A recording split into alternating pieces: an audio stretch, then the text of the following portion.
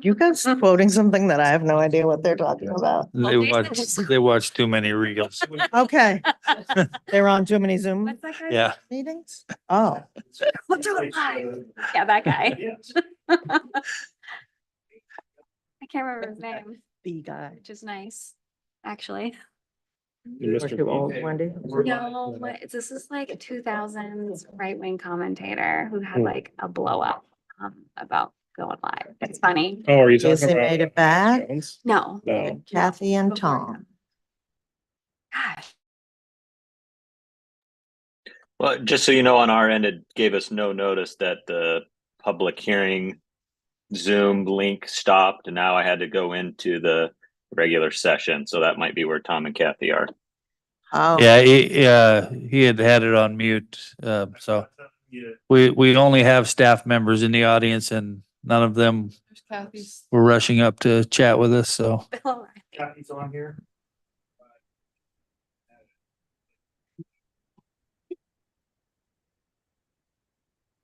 We are live. Okay. Kathy's on here. I'm, Kathy's on here. I'm telling Tom. We'll see. Is Tom on there? Yeah. Are you telling him? I texted him, Okay, then I'm not gonna text him. We all text him. We can also, We all text him. but I feel like he was on as Barb because he said he was having an issue with his computer, so he was using Barb's computer. he's got his working now. Oh, we That's done. what he told me Oh, 20 minutes ago. didn't it say Barb? When It did say Barb. This morning he just had barbs, but There he is. You still had. Back. Hey, Tom. okay. We're all together again. We've got a couple minutes still, I guess. Little communication before you turn us off would be helpful. Yeah, it was on mute accidentally, so.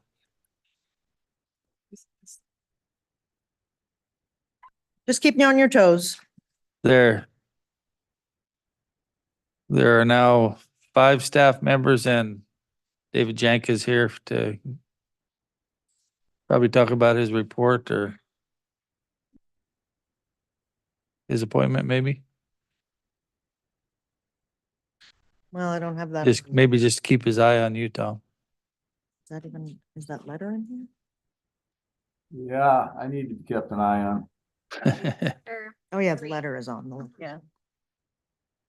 Where are you at these days? Wisconsin or Florida? Or neither? No, we're in Florida. Okay. Yeah. Getting late there already, huh? Yeah, it is. Yeah, Yeah. 11 o'clock. Jeez. Yuck. That is why. We're all good? Are we on YouTube? Okay, all right, we're good to go. Okay, Fog, and I was like, oh, no. so we'll call the regular city council meeting of February 21st at 7 PM to order. Please stand and join me in the pledge. Pledge allegiance to the flag of the United States of America and to the republic for which it stands, one nation, under God, indivisible, with liberty and justice for all. The roll call, please. Mayor Allison, Here? Tom Baylor, Here. Kathy Sherman, Here. Casey Kinsman, Here. Wendy Rainey, Here. Ann Schaefer. Kristen Carpenter, Here. Ken Jones. Here. That is all of council. Okay, the regular agenda, I think there's a couple of amendments, so if somebody wants to make a motion and those amendments. Yeah, Mr. Mayor, I would move to amend the agenda under item L, under ordinances resolutions. I would like to switch ordinance 1215 from number 11 to number 12 and switch resolution 02-24-09 from number 12 to number 11. Okay.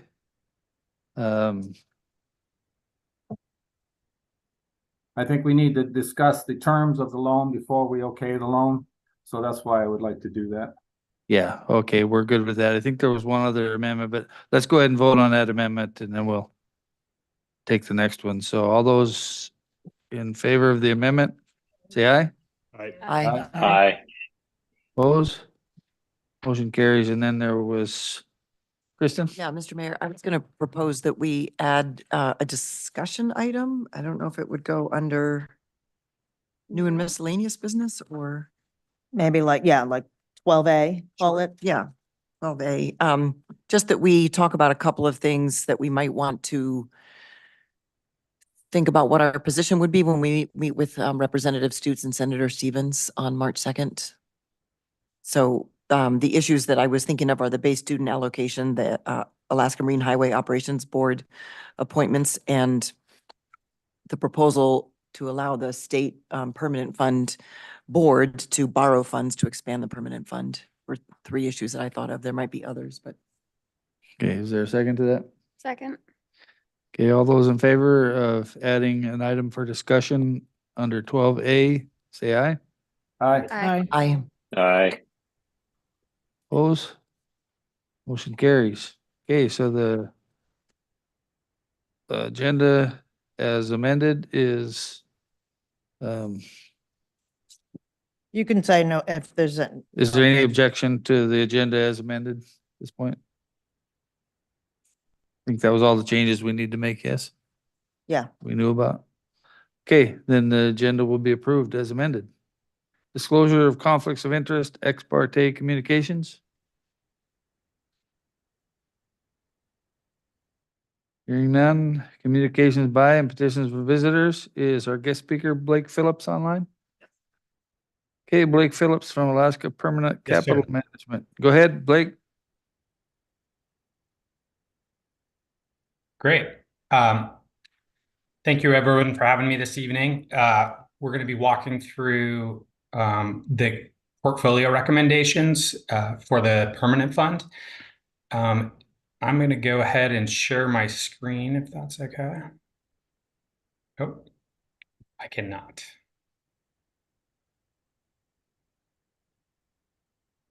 Go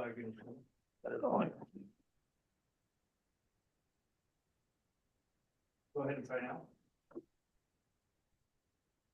Got it.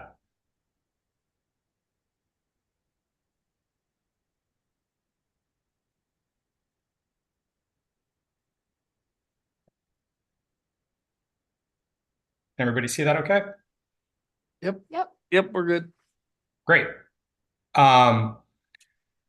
So this evening, following our prior discussion, we're going to be walking through the portfolio recommendations for the permanent fund. I'm happy to say through somewhat of a trying process with your previous manager, we have seen the assets of the permanent fund transfer over to your new custodian at KeyBank as of today. So that is a strong step forward. So we're going to be able to have eyes on that going forward.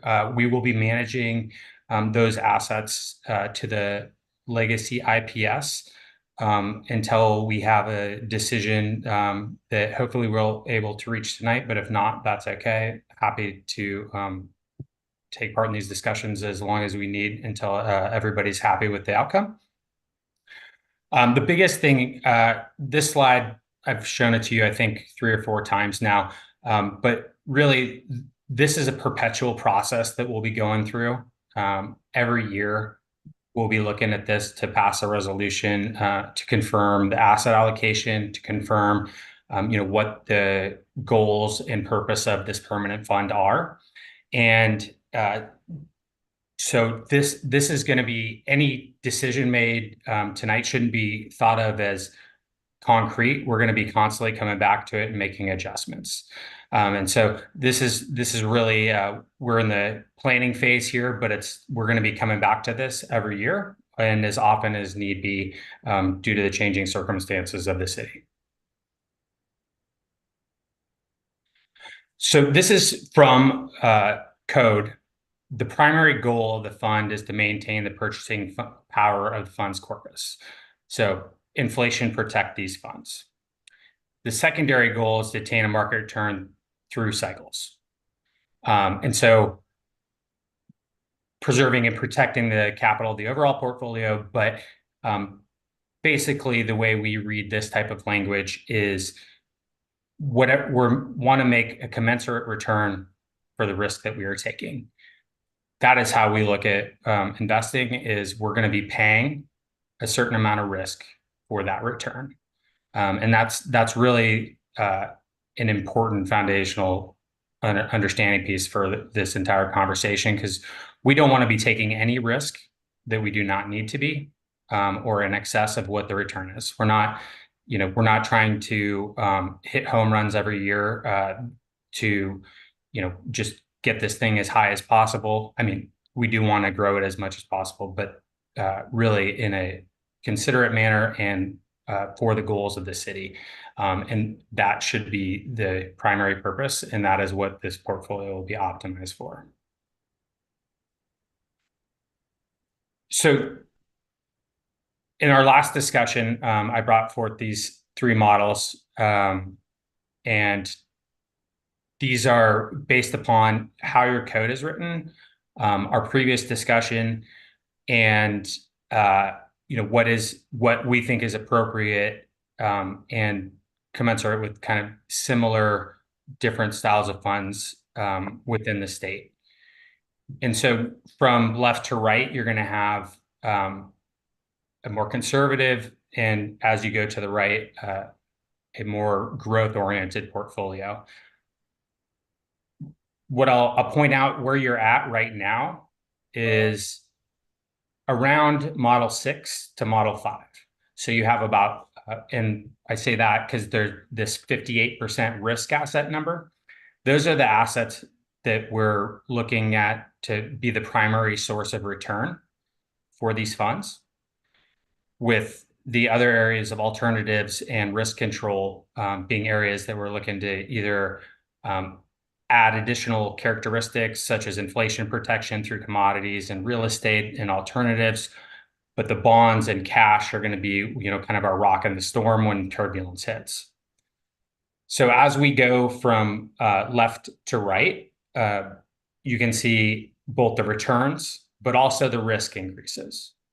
And and the reason we have these risk numbers highlighted is because really, I think that is the most important thing to focus on when we're analyzing, what decision what portfolio we want to be in.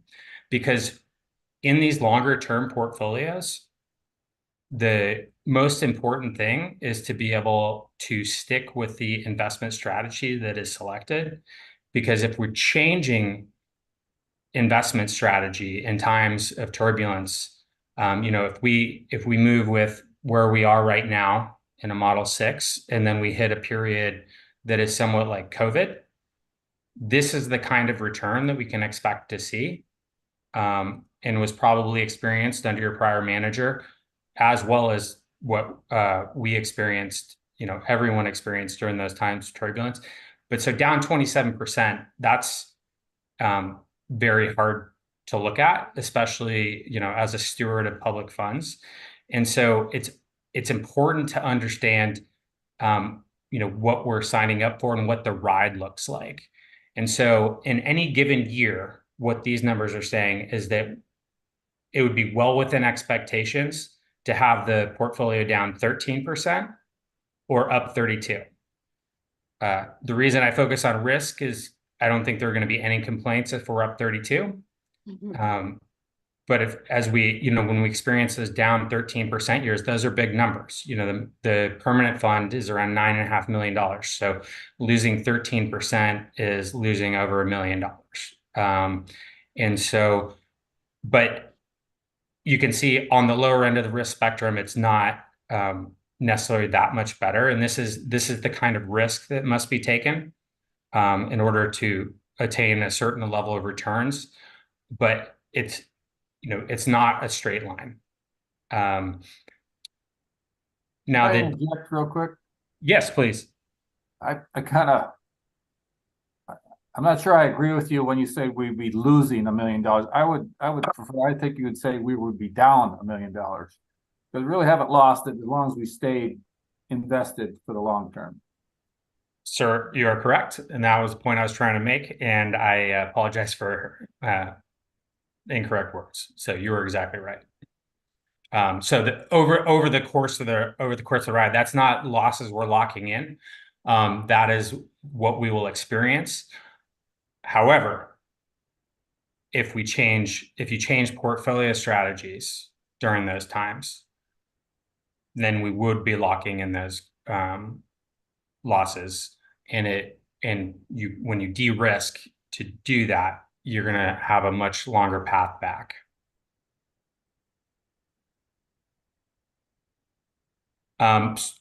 So these are the kind of numbers that if we go through like COVID, financial crisis, these are the kind of stress test numbers that we could see. And very important point, this is not where we end up. This is not what is locked in.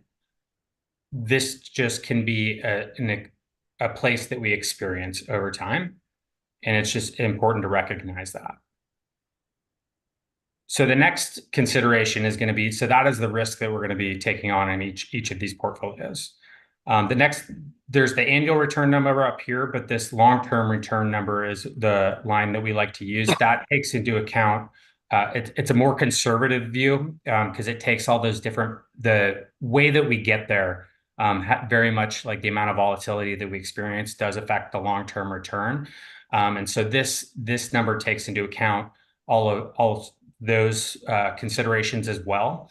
And so you can see it's not dramatic difference between these portfolios, but 6.7 to 7.4% is the difference. And those are what we expect for these portfolios on an annual basis for the next 10 years. So on the far right on model 6, we'd be expecting 7.4% annualized return each year.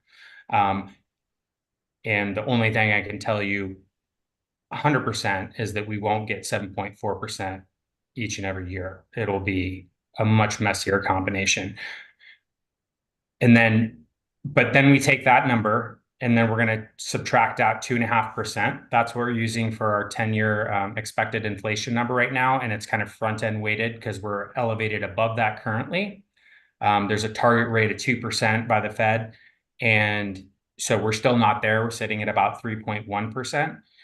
So we're taking into account that we're probably going to be above that 2% here for the intermediate term and eventually coming back down towards that 2%. But we want to, given the primary goal is to inflation protect these funds, it's important we take that out. And so what does that leave? That leaves our net earnings number. And that number is what can be utilized for growth or ultimately used as a potential perpetually sustainable withdrawal rate.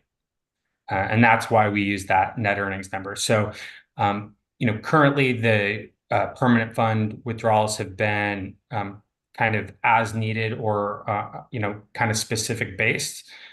So we can kind of model for whatever net earnings goal we want. Right now, it's, I think, been communicated mostly we want to use this as growth. I know that there's also some considerations to utilize it for a short-term loan right now. Happy to talk about that as well. But for the long term, given this is, intended to be a perpetual fund, these are the kinds of rates that the current portfolios would be able to provide. And for example, the Fairbanks, City of Fairbanks Permanent Fund has, I think, an annual withdrawal rate of 4.5% that they use for budgetary stability. And so, but there's, Aleutians Eastboro uses it for specific project-based things. All of these are different things that we can dial in, but that's an idea to give you what would be the draw rate that would be sustainable if you decided to go down that path. I've been talking for a bit and there's a lot of numbers on this chart, so I'm going to pause and see if anyone has any questions.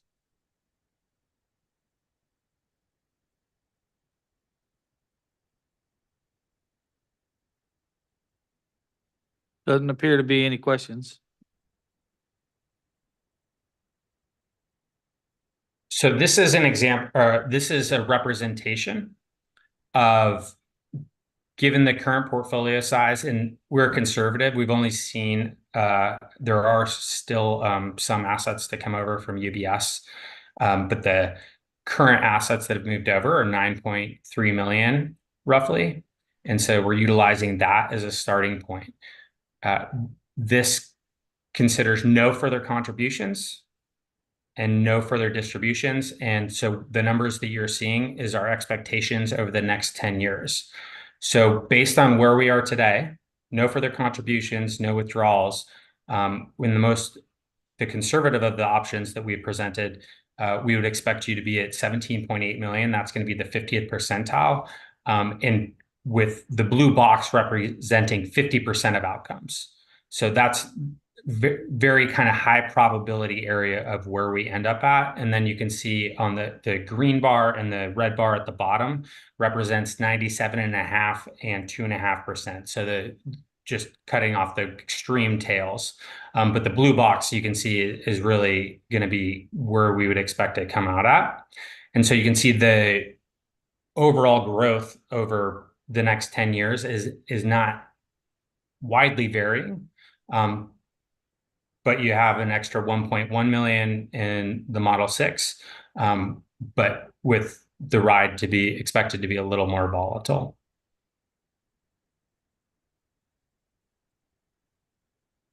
And moving forward, when if there are goals stated or different things, we can really slice and dice these simulations to present whatever kind of scenarios you guys would like to think about. If you would like to think about attaining a certain level of budgetary support, what does it take to have $1 million of budgetary support per year? What do we need to get to?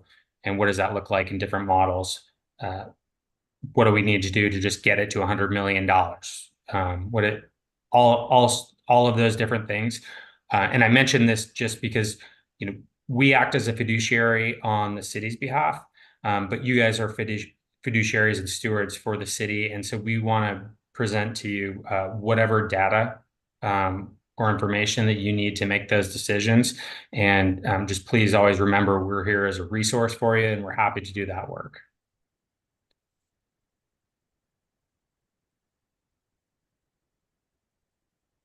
So the decisions kind of before you are, what return is going to meet that requirement. So all of the recommendations that we've presented will meet the inflation protection goal.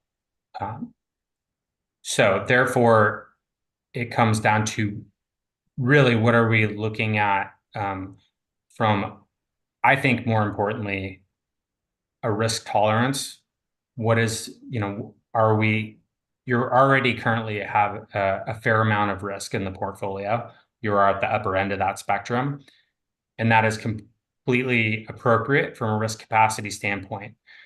Time horizon is really like one of the biggest determinants of how much risk you are able to take. And you can think about that from your own retirement portfolios or things like that. When you're 25, the amount of risk you can take in your investment portfolio is a lot different than when you're 75.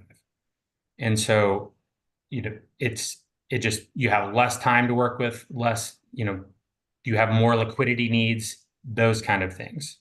And so that's why I focus so much on the risk element, but also on the risk tolerance piece, because there's something that also is really important to, as stewards of public funds is, by nature, there is going to be changeover in council and in staff. And so it's very important that we acknowledge that, and that also that, it's very understood why these funds are here, what their purpose is, and why they're invested the way that they are.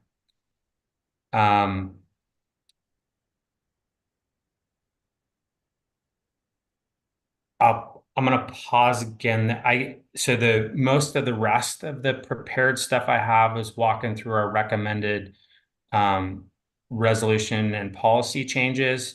And then I'm happy to answer questions on anything, but really the focal point of this tonight is to try to dial in which portfolio strategy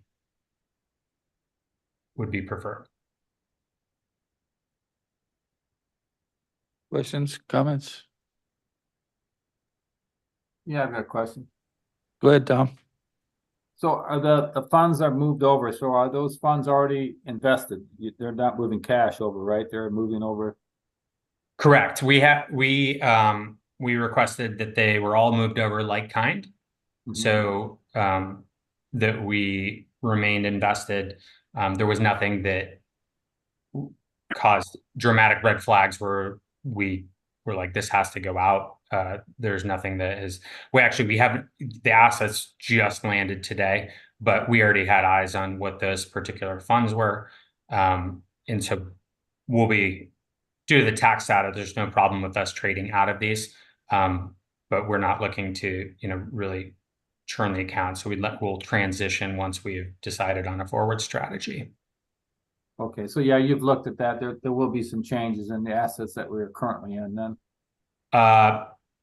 Almost 100%. Yeah. You have a lot of different mutual funds and things that will be able to drop your, so there's the fee that you, that the city pays us. And then there is everything else outside of that. We try to minimize everything else outside of that. As part of, that is the one thing that we can control is external expenses. And so that is one of the pillars of our, philosophy. We want to make sure that we're getting the most effective exposure to the asset classes we want. But there are a lot of options for that. You can pay 0.05% for the, or 0.02% maybe even now for the SPY, which is just large cap US stocks, or you could pay 1% in a mutual fund. And I'm not saying all your mutual funds are 1%, but your portfolio is predominantly mutual funds right now, and we'll be switching that to predominantly exchange traded. Okay, and I think it's worth repeating that your models here, we put, what was it, in 10 years, years projecting, but there you go. But I think the important thing for everybody to remember is that's without contributions, but it's also without distributions, which means no more sniping off monies off of this till we can get this thing rolling. And that's an important piece to this to make this work.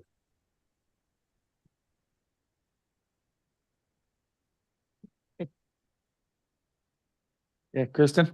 I mean, I don't think that's a hard, this model is assuming we don't make any distributions, but the city makes decisions based on our needs. So I don't think we can rule it out. We're not going to commit to saying we're never, ever going to take a distribution if we really need it. But I was going to ask Blake for the models. I was looking at the pie charts. So in terms of, you've got these three categories: risk assets, alternatives, and risk control assets.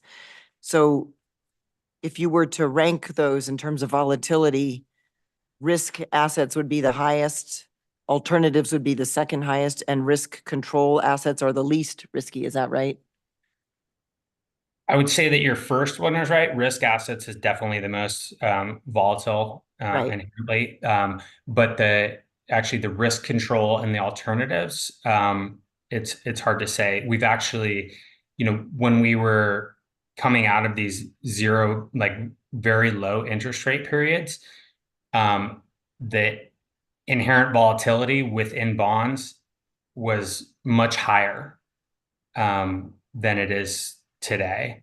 And so we were actually using alternatives much more heavily over the last probably like 3 to 4 years as a source of trying to find a defensive mechanism that bonds were just not providing as much as they had historically due to how low interest rates are. Because when you have turbulence, bonds are supposed to be a safe haven asset. What we saw in 2022 was the reason the stock market went way down is because interest rates were being hiked at a historic pace. And so that was killing bonds as well. And so you had kind of the worst environment you've had for balanced portfolios in about 4 decades, I believe. We're very far out of that now in a short order, but it was very painful in 2022. And, our clients were not excluded from that. That was something, but the main point being, I and we as a firm are dramatically more confident in those as a actual risk control asset now, whereas we were trying to find alternatives with the alternatives to find, further, better ways to protect portfolios. Sorry if that was a bit roundabout. Yep, no, that makes sense. Thank you. So we're being asked, I mean, the decision we're being asked to make tonight is which of these models we want to adopt, and then with that direction, you would go do some more research and more calculating and then come back with an investment plan?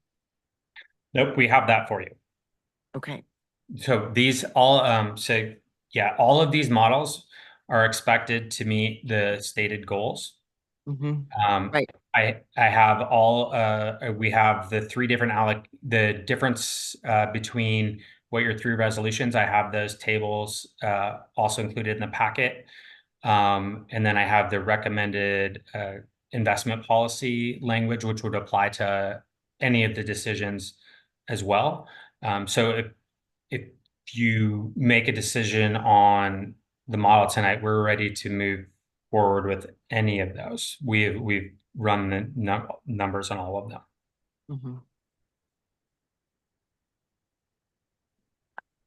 I guess just to follow up, so the resolutions aren't in our packet as action items for one thing. So we might have to make a decision about that, but then have another meeting to talk about the resolutions, or? Yeah, I wasn't aware that any decisions were being made. He's on as a guest speaker, so I guess. Right. So Blake, can they make a recommendation and then have a look at what the outcome looks like and the resolution's ready for the next meeting or the meeting after, whatever works out for everybody? I mean, I guess that's kind of how I interpret that going. Yes, we're happy to move at whatever pace. I do believe we have all of the needed language for any decision within the appendix, and the numbers run are, via the simulation. And if there's anything else you'd like to see further in more depth, be happy to show that as well. However you'd like to move along. Thanks. Mayor Allison. Yes, go ahead. I just had a quick question for Blake. You said some of the assets still needed to be transferred from UBS. Is that a large number or a small number, relatively speaking? Yeah, relatively small. Just certain types of assets just move at different speeds through the electronic pipes. Understood. Mutual funds, exchange traded funds, bonds, they all kind of just have slightly different networks. We expect to see those all within the next couple of days, and it's but I think 90+% of the assets are over. Okay, great. I just wanted to make sure there weren't any problems, or it was just, that's what I expected as an answer. Thank you.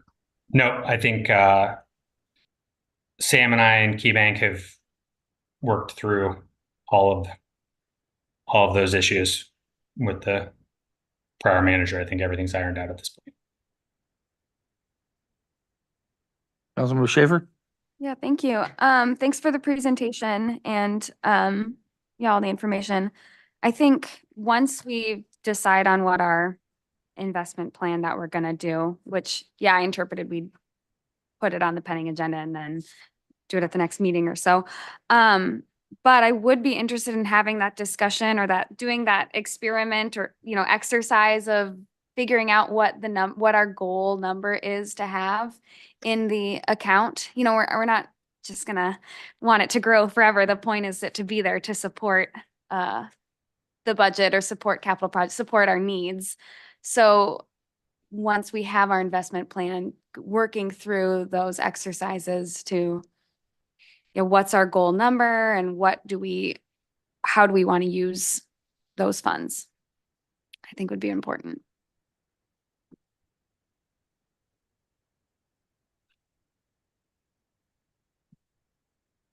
And I'll just add that,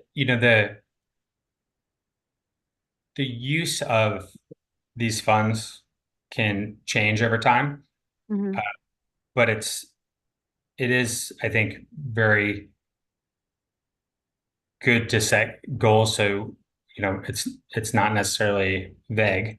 But it can really be, you can look at these when there is not the need for when there's not the need for budgetary support from the permanent fund. Being able to kind of hold back from that and let it grow further can provide very impressive results. And happy to provide like a lot, but everybody really across the state, all the communities are different and unique in what their circumstances are, whether they need budgetary support or whether they want to use it for one-time projects or whether they want to grow it and have it there for a rainy day. All of those things are appropriate. I think the most important thing though is to really memorialize in everybody's minds that these funds you want to try to have there perpetually for the support of the community forever, and not have it be, if this is, this is up to you and the community, but rather than, kind of going after it for, one-time things or those kind of things, it is not being, and I'm not saying that you can utilize these in so many different ways. But there are successful permanent funds across the state, Sitka, North Slope, Fairbanks, Wrangell, like all over the place, that it really can start to make a difference when they're, thoughtfully managed. And at the same time, you can draw upon these funds. That's what they're there for. But it's just if you go above these rates that I was showing, that is kind of, and it's the same thing, we hear all about all of our permanent funds, if we go above a certain rate of withdrawal, it's not sustainable forever and it will go away. And so I think that that's really the mindset that should be thought about, however, goal setting is done. Yeah, and that's what I was sort of trying to get at, is like, what is with what amount we have or what amount we want to get to, what's the response, if we do want to withdraw, like what's a responsible amount that we can, and, keep the fund earning and growing. That's these numbers right here. Got it. Oh, okay.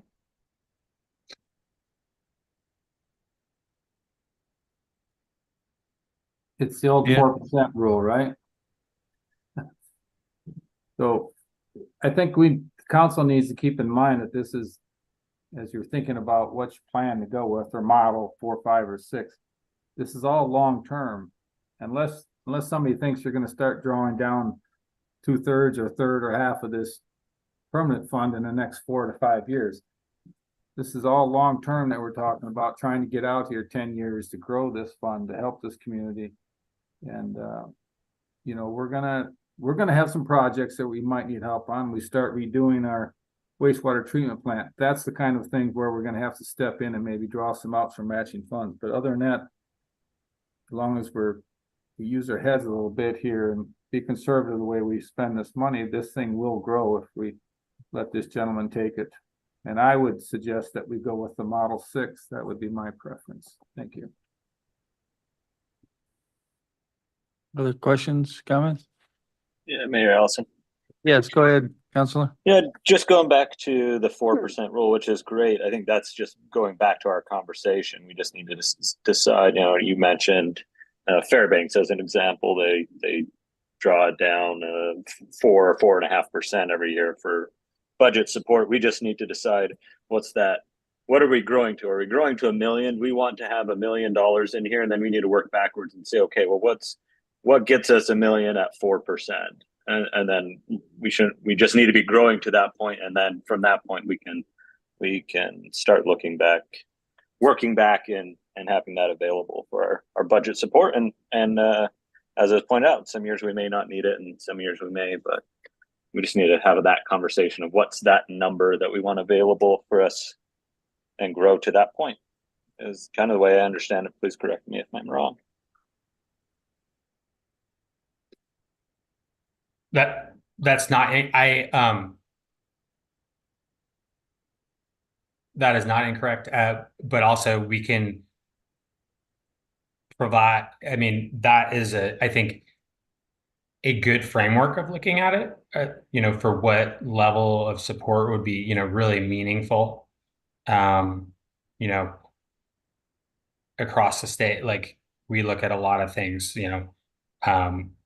what happens, when the fisheries are not good, what happens, when any different resource like stops producing, or whatever the main support area is for the community. And to be able to look at an alternative source of revenue, just as we are within the state, with oil going down, and now the permanent fund provides that. You have a lot of different communities within the state facing that kind of same thing. And so this really shouldn't be overlooked as a potential really just foundational support piece for the community in the future.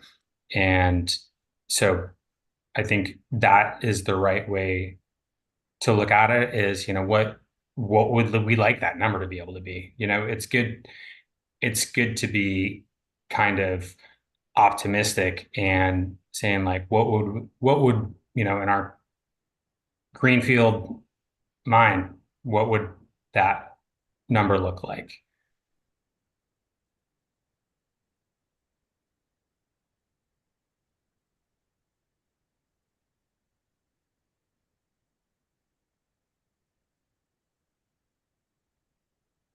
Any other questions?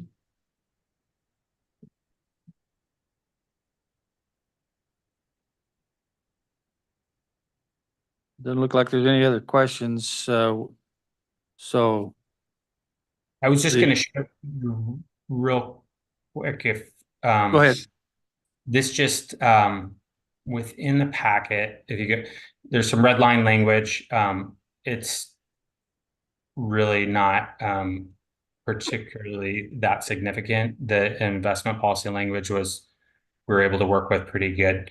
All of the different models though that we proposed. Sorry, I was trying to find one if there's on one page, but they all seem to be on two.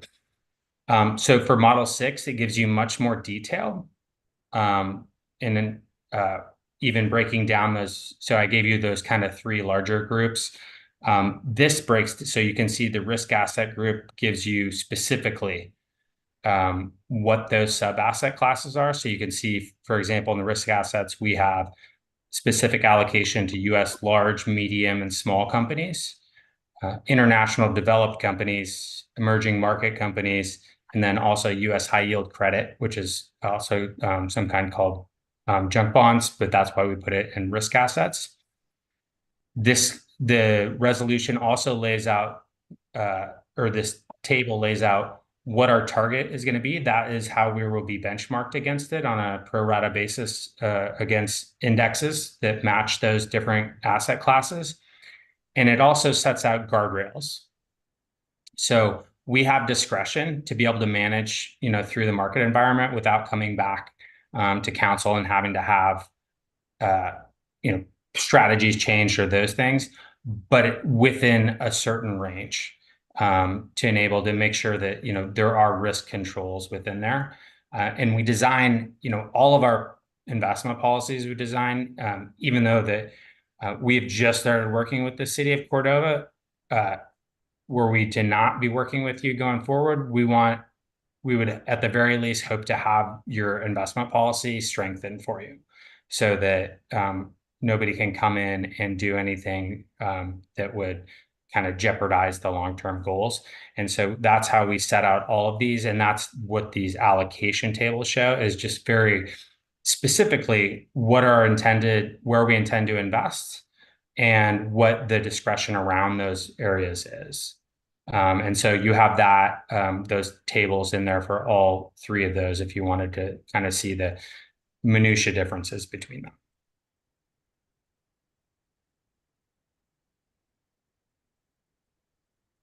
So we need to have this on a future agenda. Yes, and are you guys going to tell me which one to put on? Well, I've heard one say 6, I could support 6. 2, 3, There's 6. or sounds like 6. Okay. 5. That sounds good. And Blake, Yes, I'm just Blake, gonna that's the need third 6. one, right? That's the third one in the packet, the one you were just looking at. Is Yeah, so Model 6. that will be the bottom one. The bottom, I'm Page 39. Yeah, happy yeah. to- See it. yeah. Got happy it. to-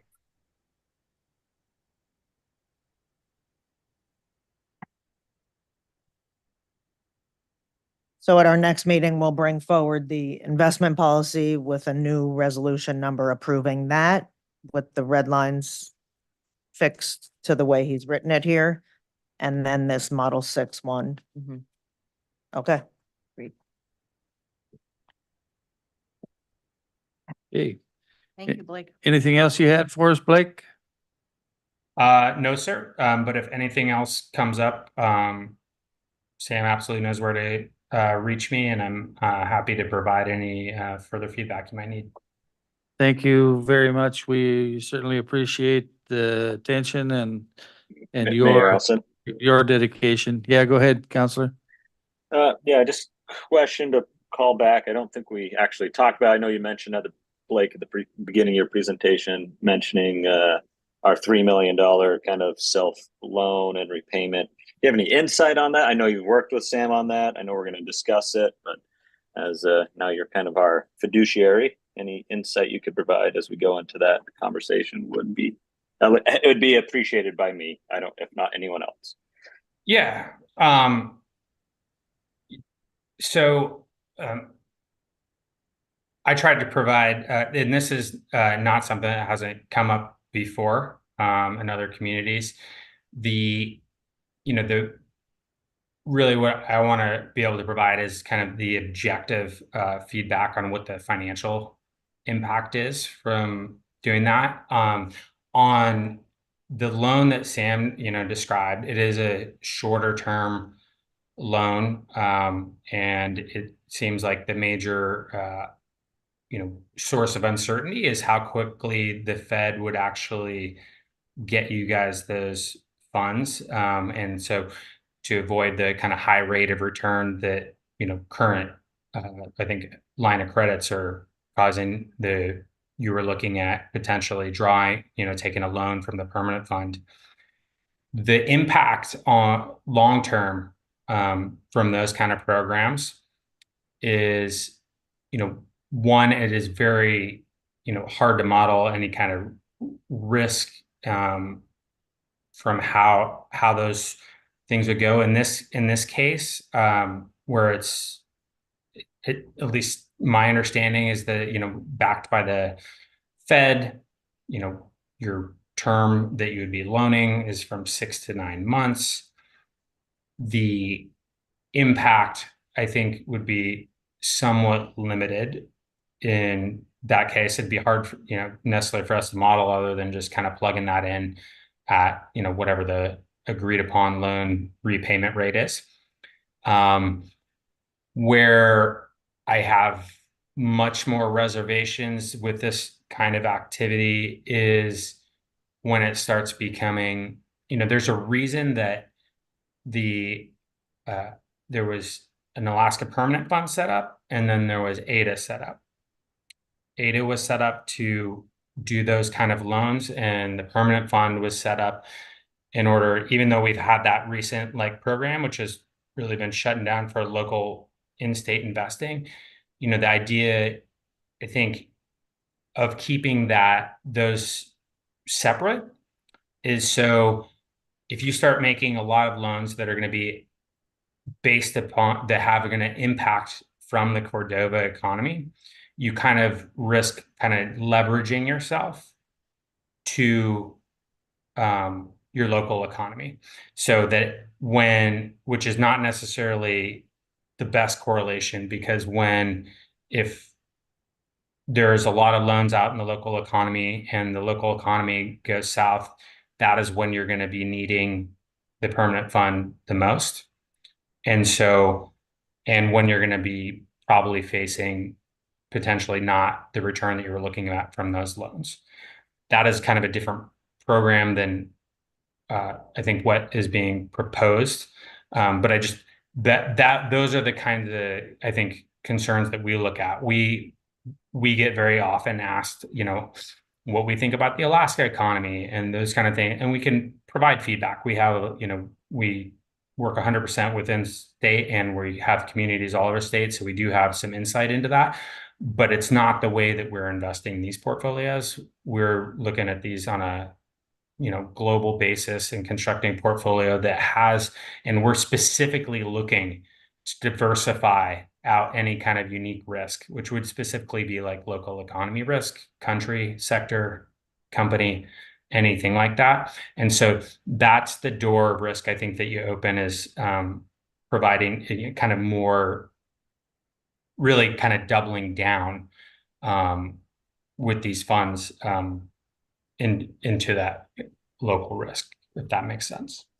Yeah, so I mean, just to sum up what you said, given the terms and what's proposed, would it be fair to say that obviously we can't mitigate all risk? I understand that, but in your opinion, we've mitigated risk to potentially more acceptable level from what you've seen or what you could see with the amount of money, and again, going back to the terms. Is that fair to say? Yeah, I mean, I think Okay.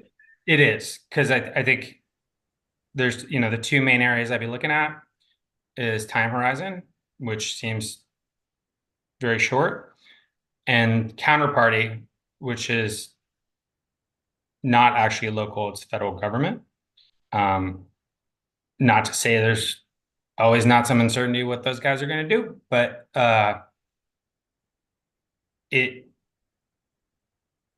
it's not usually where my major areas of concern. So those two areas are less tamped down, but just out of personal care, like my personal opinion, like I can't say that this is a firm one, but you just always want to watch to what you're opening the door to, is all I would say. No, that seems very prudent. I mean, I think we've talked about this enough. We're almost into a work session type of setting, which I'm not against, because actually I would be very interested to hear, for future planning purposes, if we could even create pretty much a ADA fund of our own at some point, and what on the horizon that looks like, so we could keep kind of those two funds separate. But anyways, table that's separate. Thank you for clarifying and kind of giving your insight on that. That's all I have, Mayor Ellison. Okay, anything else for Blake? Was Blake was what's a reasonable percentage rate on that size loan for a short term? What would it cost us if we were going to go to a bank and get it?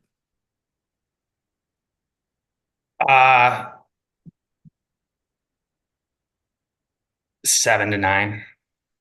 Yeah. Yeah, we had FNBA at 10. Okay. And Key at 8. Okay. All right. Anything else for Blake? Thank you for your time this evening, Blake. We sure all appreciate it, and it's a refreshing change from past. So thank you. Yeah, thank you all. Looking forward to working with you more. And again, if there's anything else that we can provide, please don't hesitate to reach out. Thank you. very much. All right, thank you. Okay, audience comments regarding agenda items.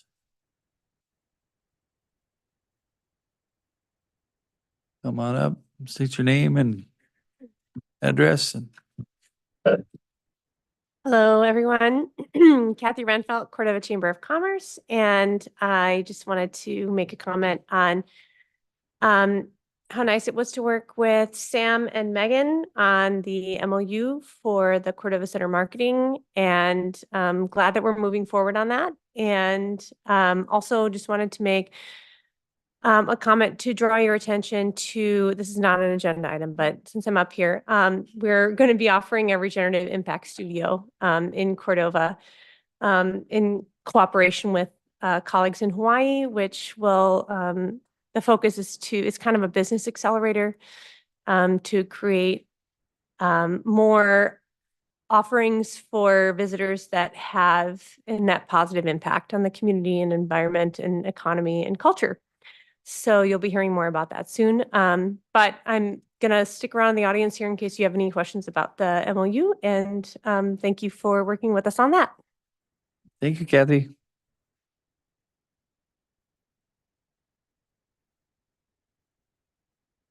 Any other comments from the audience? Okay, we've got our DWS RCAC rep here and a written report in the packet. Evening, Dave Janka, Cordova, on the board of RCAC representing the city. Last meeting, I did a review of our board meeting in Anchorage. And then this week you have the official highlights of the meeting in your packet, as well as a letter about the seat coming up. And I just wanted to be here in case you had any questions. That was it. Okay, and I'm assuming you're still willing to? Yes, yeah. Carry I on. mentioned that at the last meeting, and yes, Yeah, I'm willing. okay. I think there's some formal paperwork Yeah. between Thank you you. and I and them, so. Thank you. Anybody hospital board or school board here? And still no student council report, so the consent calendar is before you. Okay, on the consent calendar, Wendy Rainey, Yes. Kathy Sherman,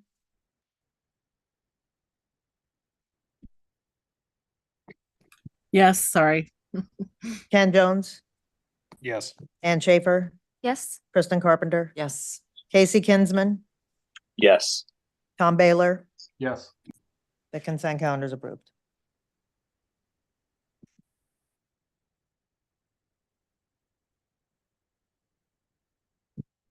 Okay, that takes us down to the mayor's report, I guess, huh? Been busy with AML and the legislature is working on a lot of different things and biggest thing. And now we'll talk about those later, but this they've been focusing a lot of time on the school funding and other issues with the school. The governor wants them to tie a bunch of other school stuff in with the funding, and so they're having a little trouble with that, but they'll work through it. Certainly glad we're not in the Anchorage School District's situation of being 100 million down. But anyway, that's and also looking for a interim manager. That's been taking a little time. So anyway, that's all I have to report. City manager's report. I did a written report this time and then pretty proud of myself for that. I also just wanted to ask that, or add that, Donna Page from Louise Stute's office called today and said, there's nothing in CAPSIS for Cordova. And I was like, oh, so she's gonna help me out. I submitted it right before this meeting. And so we will have something in CAPSIS, which is good. And I appreciate their office doing that a lot. So when I see Louise's March 2nd, I'm gonna give her a big thank you for that. I don't really have anything else to add unless anyone has any questions, and then we'll move through the other two items. I was just curious, I see that you said that you interviewed 2 candidates for the police chief, and I just wondered where that is in the process. We did, and we're moving through some background investigations that you have to do when you're a police chief. And Cheryl has been out most of the week on family leave.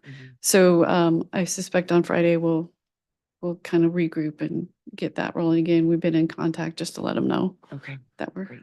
but Thank you. It's exciting. yeah. Mhm.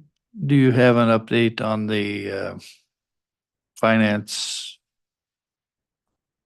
Help. getting help in the finance department? Yeah. So, well, maybe I was going a little, so we haven't had a finance manager for a very long time. We are changing software. There's been a lot of, just change and uproar, for lack of a better word. And so, Gavin, who is our audit, and Altman Rogers, they don't have enough time to really be able to get somebody here to help us. So I had talked with Carmen Jackson, who is a Alaskan accounting firm, and they have software specialists.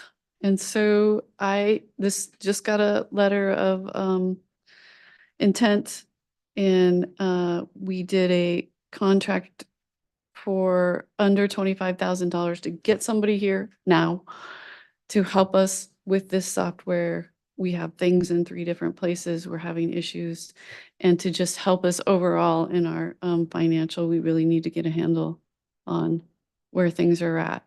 So I'm hoping we will have a kickoff meeting on Monday. I'm getting them access to our, with Jason's help, to our systems, NetSuite, Starnick, and Cassell. And hopefully we will be moving forward on that. So I was very thankful to get that email today. So Get this that is to help signed. with migrating stuff? It's to help us, to help us figure out I mean, it's kind of complicated.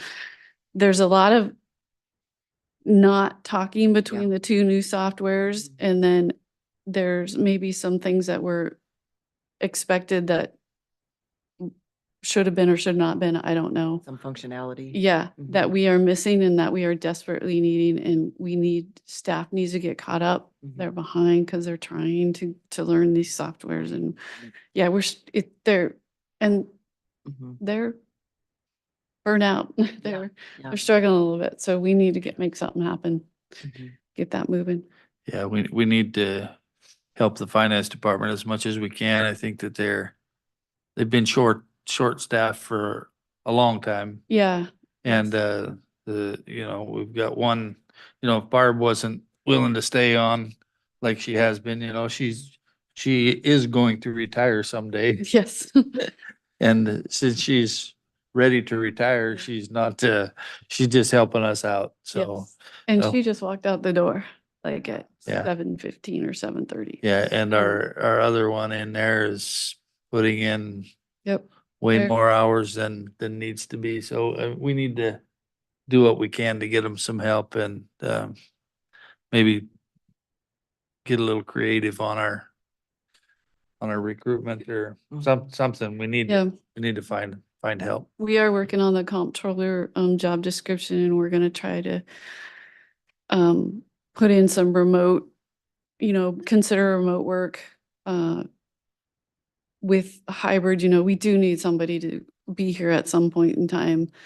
And that could decrease as they, got better into the system. But so we are looking at that. The finance director, of course, has to be here per charter, and maybe that's something we have to consider as well.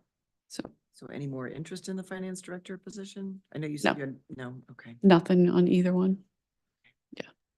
So, I think just like every other position in town, I think as soon as somebody looks into maybe coming to Cordova, they see that housing is pretty tough to get. So, Mr. Mayor? yes, Councilman Baylor. Yeah, you just touched on the finance director and charter. Could that job be done remotely for the most part? And because I was gonna propose that we maybe put that on a pending agenda to look at that charter, but if Sam doesn't think that's a job that they have to be here, then there's no point in doing that. But if she thinks that would be helpful in recruiting, maybe we need to take a look at that. I think right now our number one priority is to get the finance department back up to speed and where they're at. And I do agree that it needs to be looked at, but I think maybe we need a couple meetings away before we look at that, a little more time to get our feet under us and have a discussion maybe with Gavin and Carmen Jackson, about what can we do? How can we move forward with this? Carmen Jackson does have interim actual finance directors, but there would be a lot of remote portions of it. So it is something that we'll have a discussion with them after, That might if they be- don't run yeah, away. Might be a Yeah. short-term fix, yeah. Yep. Mhm, We got to do something. So we need to be creative on mhm. how we get it done. They definitely need some help there, though. Thank you. Thank you, Sam. Okay, so Colin, maybe? you see piling going in? Doc, Coming out? floats going in? Out today. Oh, doing that last row, huh?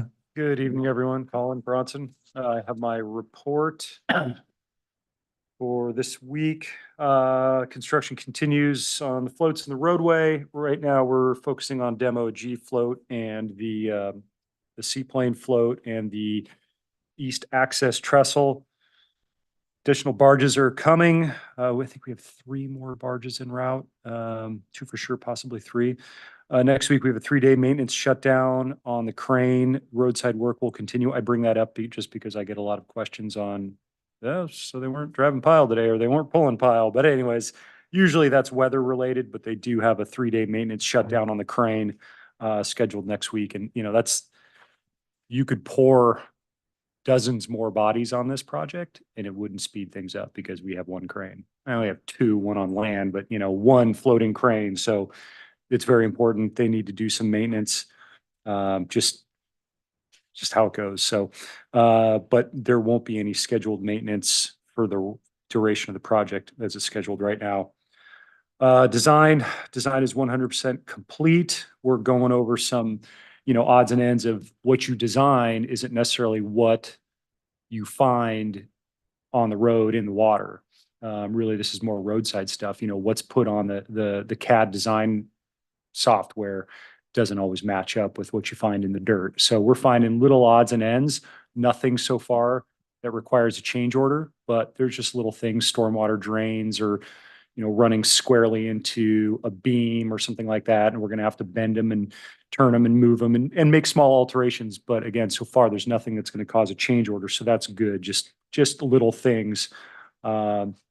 Overall, project is on schedule, believe it or not.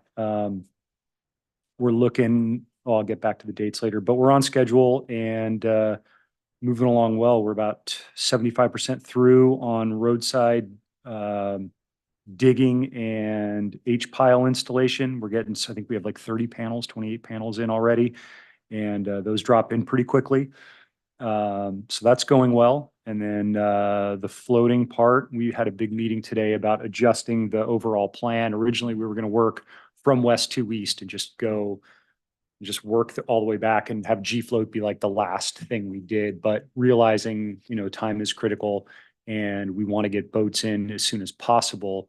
Got J and K done. We're going to jump over to G, kind of where they are now, get the east access trestle done, get as much prep work for the drive down float done and get as much of G done, the one that, the big long one right there, and then the end float that parallels Nikolov.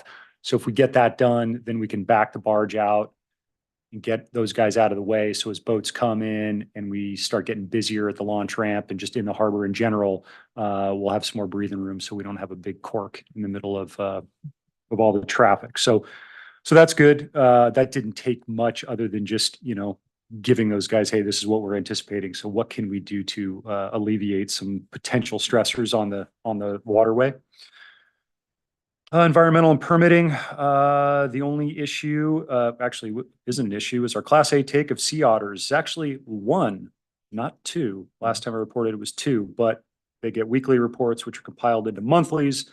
Once they sort of QA'd the monthly reports, they realized that one of those instances of take on a sea otter wasn't actually take. So it dropped down to 1. So we're still well well below the threshold, and we're on a glide path that should keep us way below that 30. Again, 30 is the most restrictive, whereas the other ones are up at like 800 instances or something like that. So those, on whales and dolphins and stellar sea lions and things like that, those are up so high. We're tracking them, but it's not a factor. Funding, the 800-pound gorilla, $20 million gorilla, actually. So we have our grant fully executed. This has been a challenge. We have submitted now 4 times to MARAD to get reimbursed for the $2 million that we cut a check for on the 24th of January. And we have not gotten approval to actually input it into the system. Why? I don't know. They just keep finding new and interesting reasons to say, we need this, we need this, we need this. This is not unique. This happens a lot, from what I'm told, from projects that are running right now. However, it doesn't make us feel good. So we're still grinding away at it. Total, we have 21.625, or actually $65 million.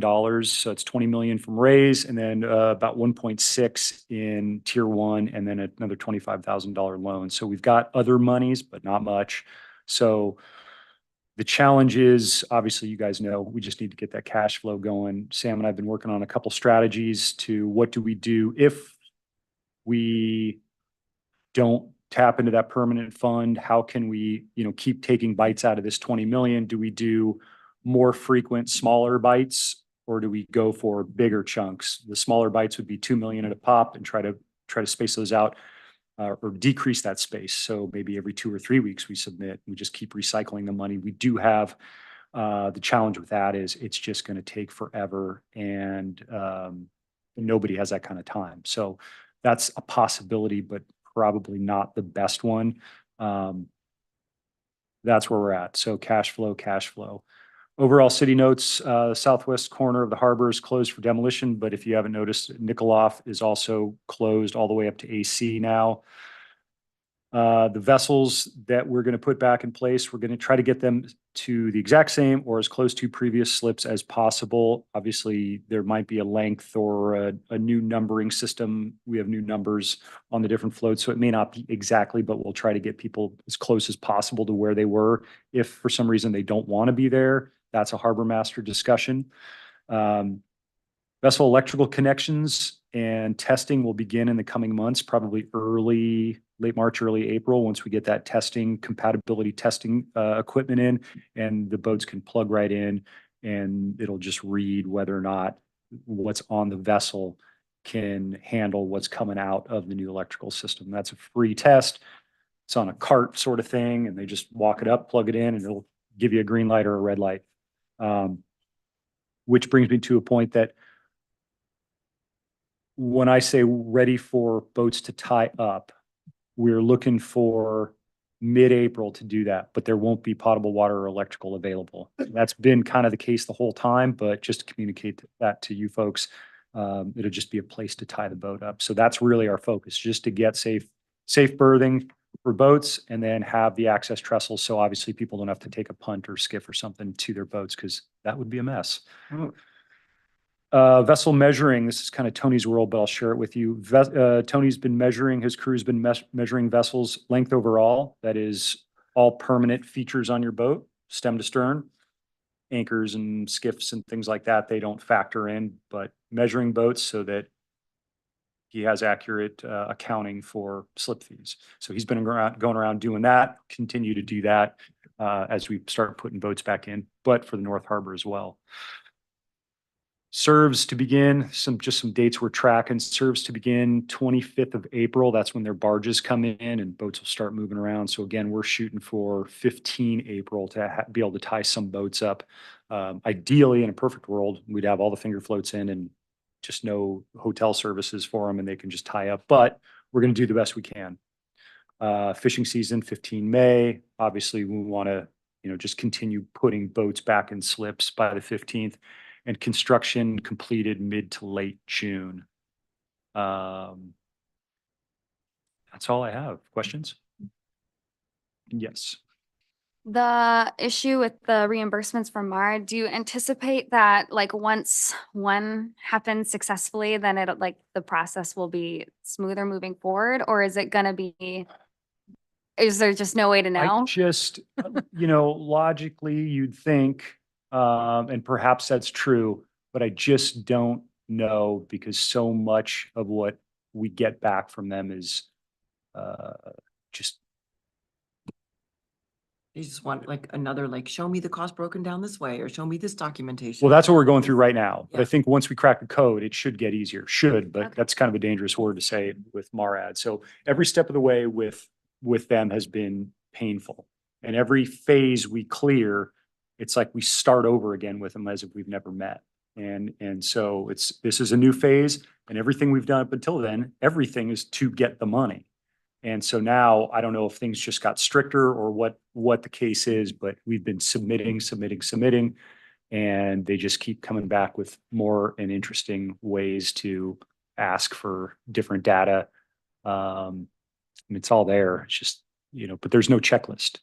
There's no standard form. There's a million standard forms in the federal government, and there isn't one for show us this. It's maybe because it's new. I don't know. I wouldn't guess, but it's the frustrating part right now because all we care about is the money. And so, well, we do have a grant agreement, so that goes a long, long way. But no, I don't know.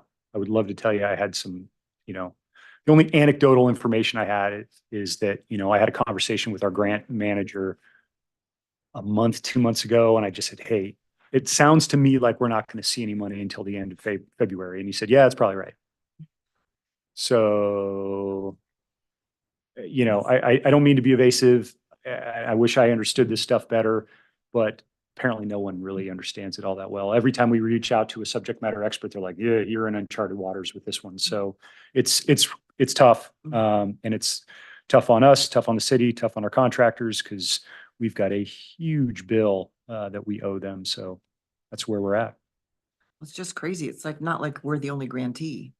I mean, they've got other grantees, so you would think, like you said, that would have a checklist or some. A standard form. Yeah, Process. like, this is what Yeah. we ask everybody, and we're gonna ask you this, and Mhm. But on the upside, we don't have to have an independent cost estimator go over all of our stuff because there are grants, federal grants that require that. I just learned recently. So we don't have it that bad, but it still doesn't make you feel any better when you're staring down the barrel of decreasing timeline, an increasing bill, and no one's happy. So we're grinding away at it. We did turn the heat up.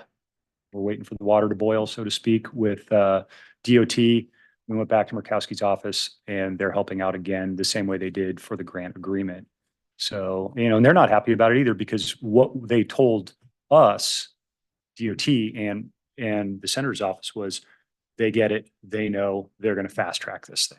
And when they found out we were 2-3 weeks into it, they were like, what's going on? So the frustration is understood, but it's not Cordova.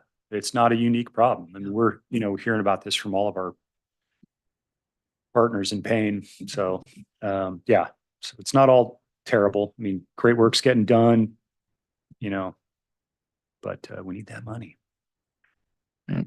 Other questions for Colin? Okay, thanks, everyone. Okay, thank you, Colin.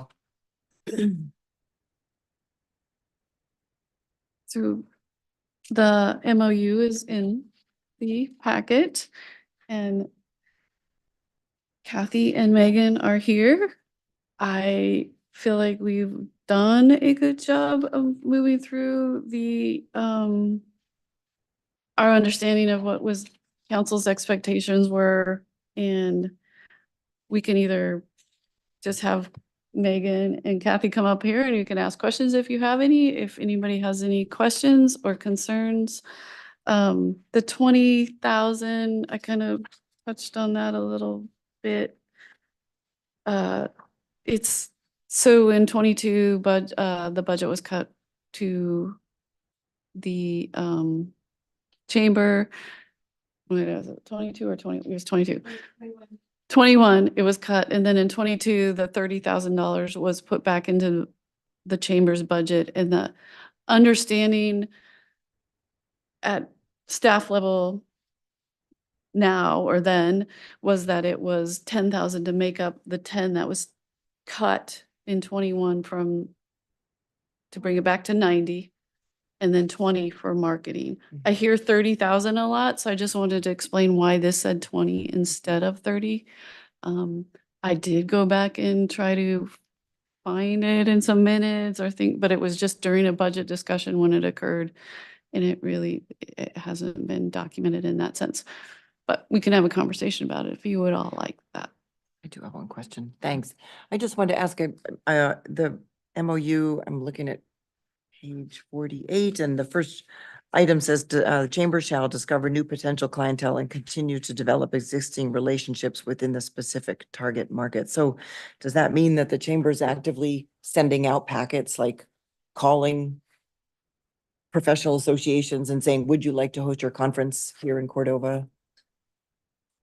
I'll pop in here. Kathy, Cordova Chamber. So yes, the intent is that there will be some active outreach to potential markets. And the main avenue that we're taking right now for that, it's going to be a staged effort. So right now we are preparing materials, and that has been the focus this year, has been kind of making sure that we have materials in place and that we have the messaging in place, and we are kind of focusing on the most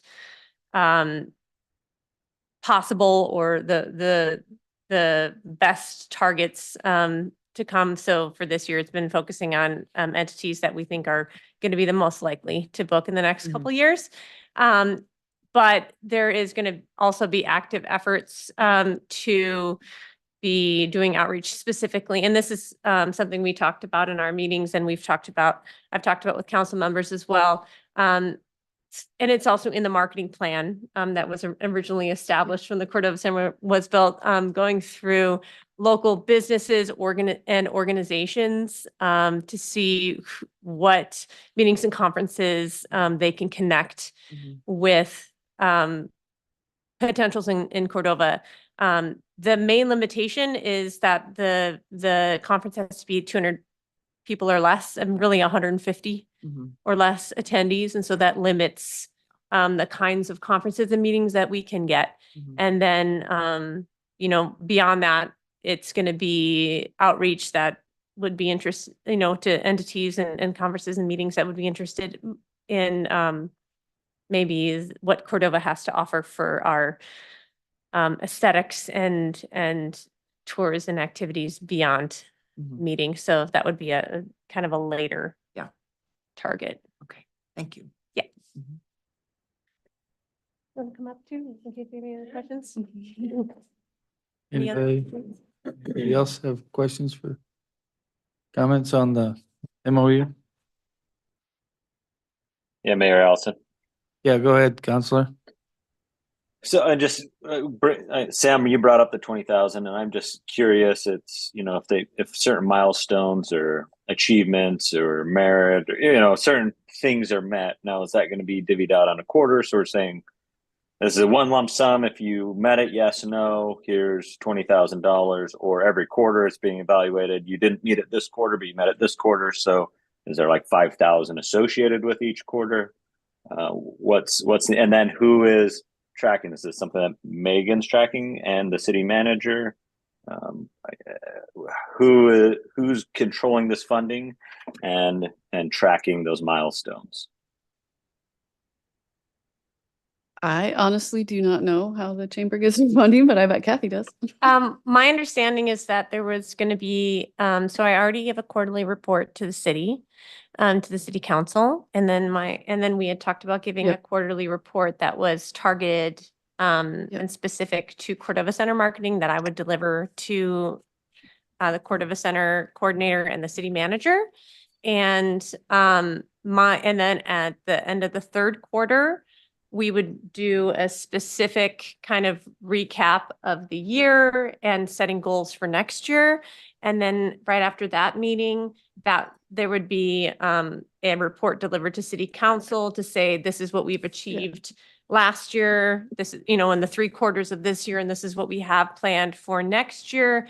And then that would be the point at which city council would okay the funding again for next year. So my understanding was that it would be on an annual basis assessed, and that, so the way that the funds are, the city contribution to the chamber is set right now is it's set at 110,000.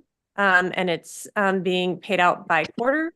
And so Great. we've already received one quarter of that funding. So right now, the way it's being paid out is the full 110 is cut into 4 chunks. And we've already been paid out I believe we've been paid out the first quarter of it, maybe January, February, March. No, we're gonna be requesting the first quarter of it shortly. Yeah. So we would be requesting it in that sum amount. And my understanding was that if they're in the third quarter, when we come in and say, this is what we've achieved for the year and this is what we're going forward, that's the point in which the city council could be like, no, next year, we're not going to renew that agreement going forward. And then that amount would be removed from the next year. So it'd be kind of like you're agreeing to it in advance. And then that was my understanding. Yes, that's why we have the 24 deliverables. I just didn't know how the chamber got paid, but quarterly apparently. So yeah, that was the idea, is that we delivered these deliverables. And one of those is that quarterly, the 3 or 4 of us meet and we do talk about what's moving forward, what's working, what's not working, what's new, what's exciting. And then we continue that out through the whole thing. And before budget session, we do come to council, show what we've done, what we agreed on, some of the things we're gonna, a deliverable for 25. And then that's presented at the budget work sessions for the funding for the next year. Councilmember Rainey? Yeah, so Casey, I was gonna mention they had the 2024 deliverables in there. I also talked with Megan and she said there's a tracking now. Yep. With that she can monitor that shows that has to be answered. Is that in the application or? Yeah, so we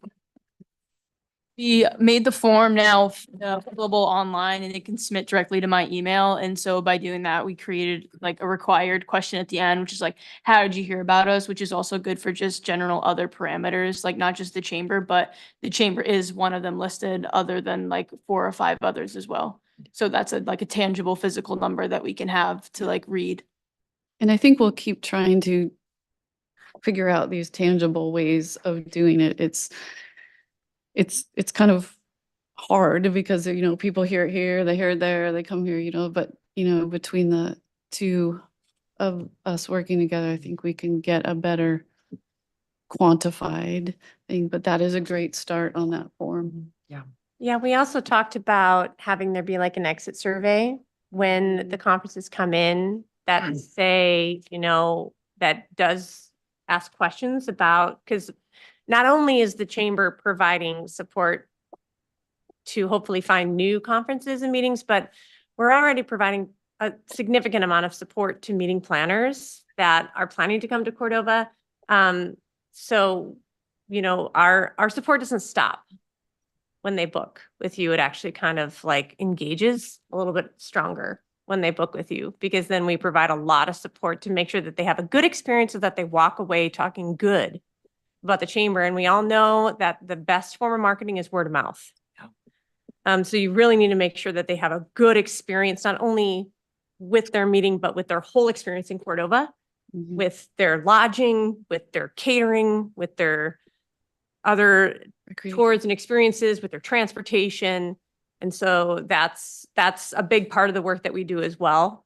And so, yeah, we're hoping to have that incorporated into the exit survey so that we can also be measuring that. Okay, thank you. I mean, yes, I saw that information and that was great. I just want to I guess this is our year to feel this out and see how it goes. Obviously, I want to make sure that it's tied to some kind of deliverables. Not saying that you won't. I have full confidence you will.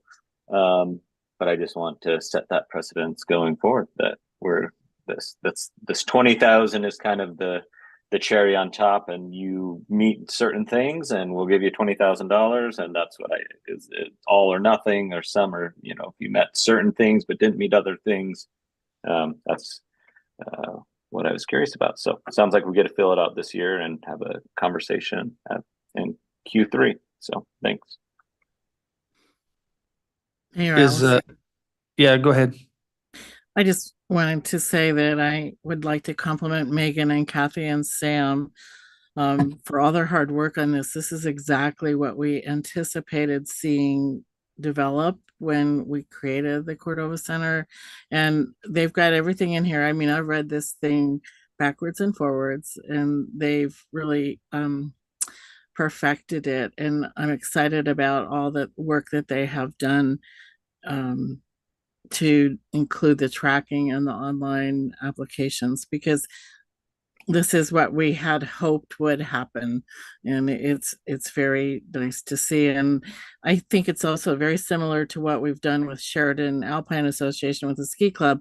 You know, we're holding our partners accountable for our funding. They need to report to us, and if things are going well, then we can continue funding. But I just think it's really good, and I know this was a lot of work, so I really wanted to thank everybody. Thank you. Does council formally approve MOUs, or is that just done at the manager's level? Manager. Was it just because it's been discussed so much? I just wanted to make sure that we were meeting the objectives that you guys were thinking Yeah, that's fine. about. I just didn't know if we needed to put it on pending agenda. Nope. To approve next time. Thank you. Thank you. And thank you, Kathy, for your comments. That means a lot because I know this is really close to your heart. So thank you. Anything else, Sam? Nope. I'm good. Anything else for Sam? Yeah, Kristen? Quick question. So the Second Street project, is that happening this year or is that 2025, the construction? Oh, yeah, we're still moving through design. Oh. So yeah, it's gonna take a little while, it's much like the harbor. There's a lot Right. of paperwork to do up front, and we're Okay. working through it. It's actually moving forward at a pretty good pace. So I think out to bid maybe in the winter of 25. Oh, okay. So they're moving along. If we don't run into any big snares, I think we'll see it. And we're, working with a company to look at what water sewer needs. We may be able to fix why the ground's tore up. It would be like a betterment contract within the Cool. DOT contract. Great. I kept thinking about, I was looking at your report too, and I realized March 5th is going to be a busy day. March 5th is a big day. The election it is. and the tsunami or the Yeah. preparedness exercise. It's Okay, anything else for Sam? Thank you, Sam. You're welcome. Clerk's report? Okay, that's been a long meeting already. I wish I could say I didn't have anything to report, but I have 4 quick items. The election so far, we've been doing early voting. It's going fairly slowly, I would say. Maybe about 20 ballots I've used so far, between a few that I've mailed out, special needs or 2, and then the early in person.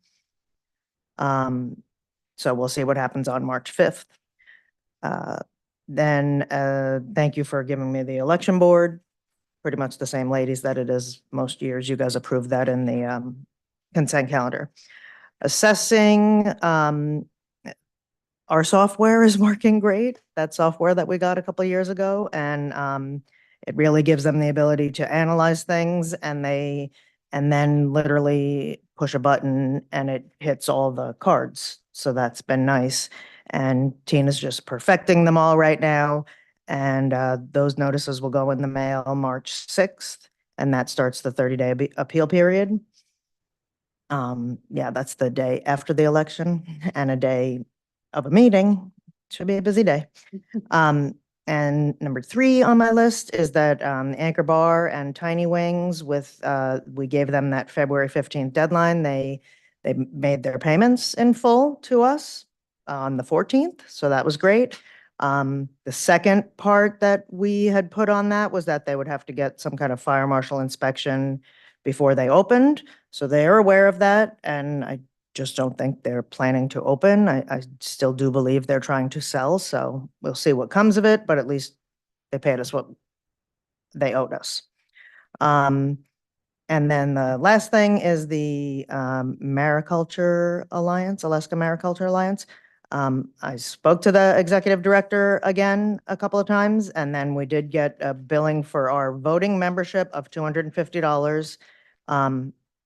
And basically that's all it would cost us. And if Sean wants to be our representative, we wouldn't have to fund him in any way to attend anything. And I thought I'd bring it to the next meeting if that is what you guys want to do. I guess you can decide at the meeting, but I'll bring it as an agenda item that we're going to be members for 250, and we'll appoint Sean as a representative, and he can just report to us. And a lot of their meetings are remote or online anyway, so. And that's all I have. I'll do it Questions of the quick. clerk? Thank you, Susan. Yep. Correspondence. We need to appoint somebody for PWS RCAC. Now, you don't have it as an action item here tonight, so. I was gonna bring that next time as well. Okay. They don't need it until April, so I think it'll be fine. As long as you're in agreement, March I'm not gonna 21st. advert, oh, March 21st. March 21st. Oh, okay, yeah. Which March 6th will be timely. Yeah. As long as you guys don't want me to put it out, you want to just appoint Dave, right? Yeah. Yeah. That's what it seemed like. He's only filled this last seat for a year, right? Or a couple years? Nods. Okay, that sounds good to Yeah, me. I think so. That's what I'll do. He's willing, which he said he was, so. Okay. Okay. And the other letter was, Mr. Mayor? yes, go ahead, Tom. Yeah, just a quick comment on the Parks and Rec. I'm glad they're gonna have their master plan workshop, but for me, in order to have credibility with whatever they come up with, the community needs to understand what our Parks and Rec budget is going into this meeting. And they probably need to understand that it's not likely to get increased. So if they're gonna add programs or expand programs, they're gonna have to also tell us what program they can do without, so to speak. So I know how these meetings go. If you ask the right questions, you can get the answer you want, but the community needs to understand that we're financially strapped, and what our budget is what they've got to work with. And it'll be interesting to see what their priorities come up with.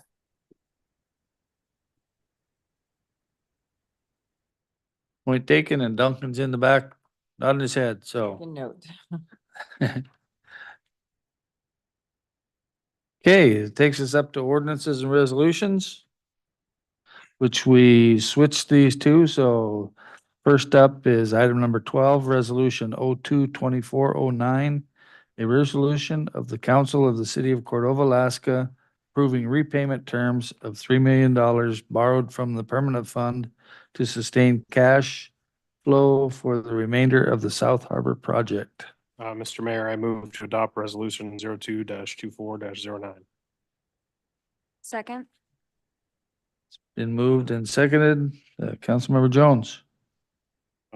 I moved it to get it on the floor for discussion, and we'll reserve comments later.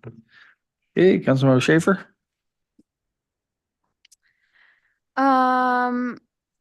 Yeah, I appreciated having the terms available this meeting. That was definitely something that was hard with not having during our last discussion, knowing exactly how we were planning to do the repayment.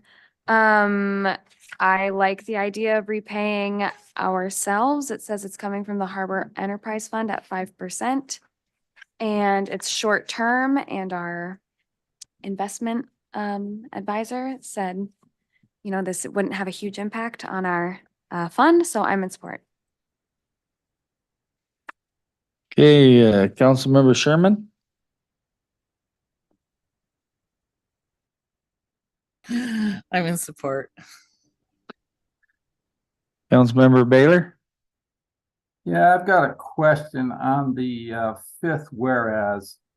It says interest payment will begin the month following the withdrawal from the permanent fund. And that'd be interesting. That's kind of an unusual thing to have, to borrow money and then you wait a month to pay interest on. So why, I guess there must be some kind of reason we're doing that. What would that reason be? Because Interest payments. I think that's the payment, not the calculation. Am I correct, Sam? Yeah, that's just saying it's due. Payment will begin. The payment is due, but the interest is calculated from the time it's withdrawn. Okay. Very good. And then I think it pretty well defines this all up, but this is basically a short-term loan, that this is not intended to wrap up into permanent funding for the harbor in any manner, regardless of the grant situation. Nope, I think this proposal or this resolution um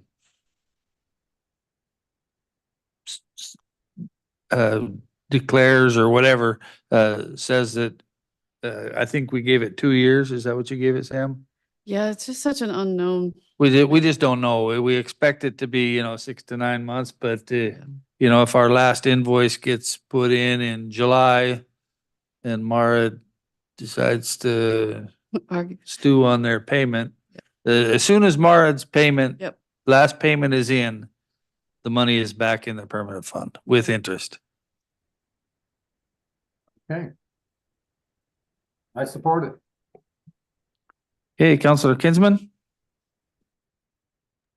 Yeah, it's very straightforward. Thanks again for putting the work in this. I have one comment, maybe just to fill the appetite for council with Blake's comment of, 7 to 9%. We got as high as 10% with Key Bank. Is there any appetite for changing that 5 to 7%?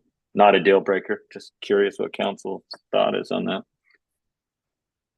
It's an opportunity for us to get a few more pennies into the permanent fund, as we're not adding too much in there. In essence, though, we're just taking it from, Right. From Where us, would it come yeah. from? No, Yeah. that's Pay it, so, yeah. we just, Oh, the users of Harbor payments. correct.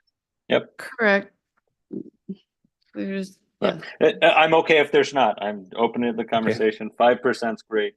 Sounds like there's not. That's fine. Well, I thought about that too and kind of agreed with that thought, but I'm happy with the 5%, but I would say we're not paying it from us. We're paying, it's an enterprise fund, so the users of the harbor. Exactly. So Yes. that needs to be clear. This is not coming out of any of our grant payments funds. Councilmember Rainey. Yeah, I support it. I'm happy with 5%. Councilmember Carpenter. Ditto. You may want to round two.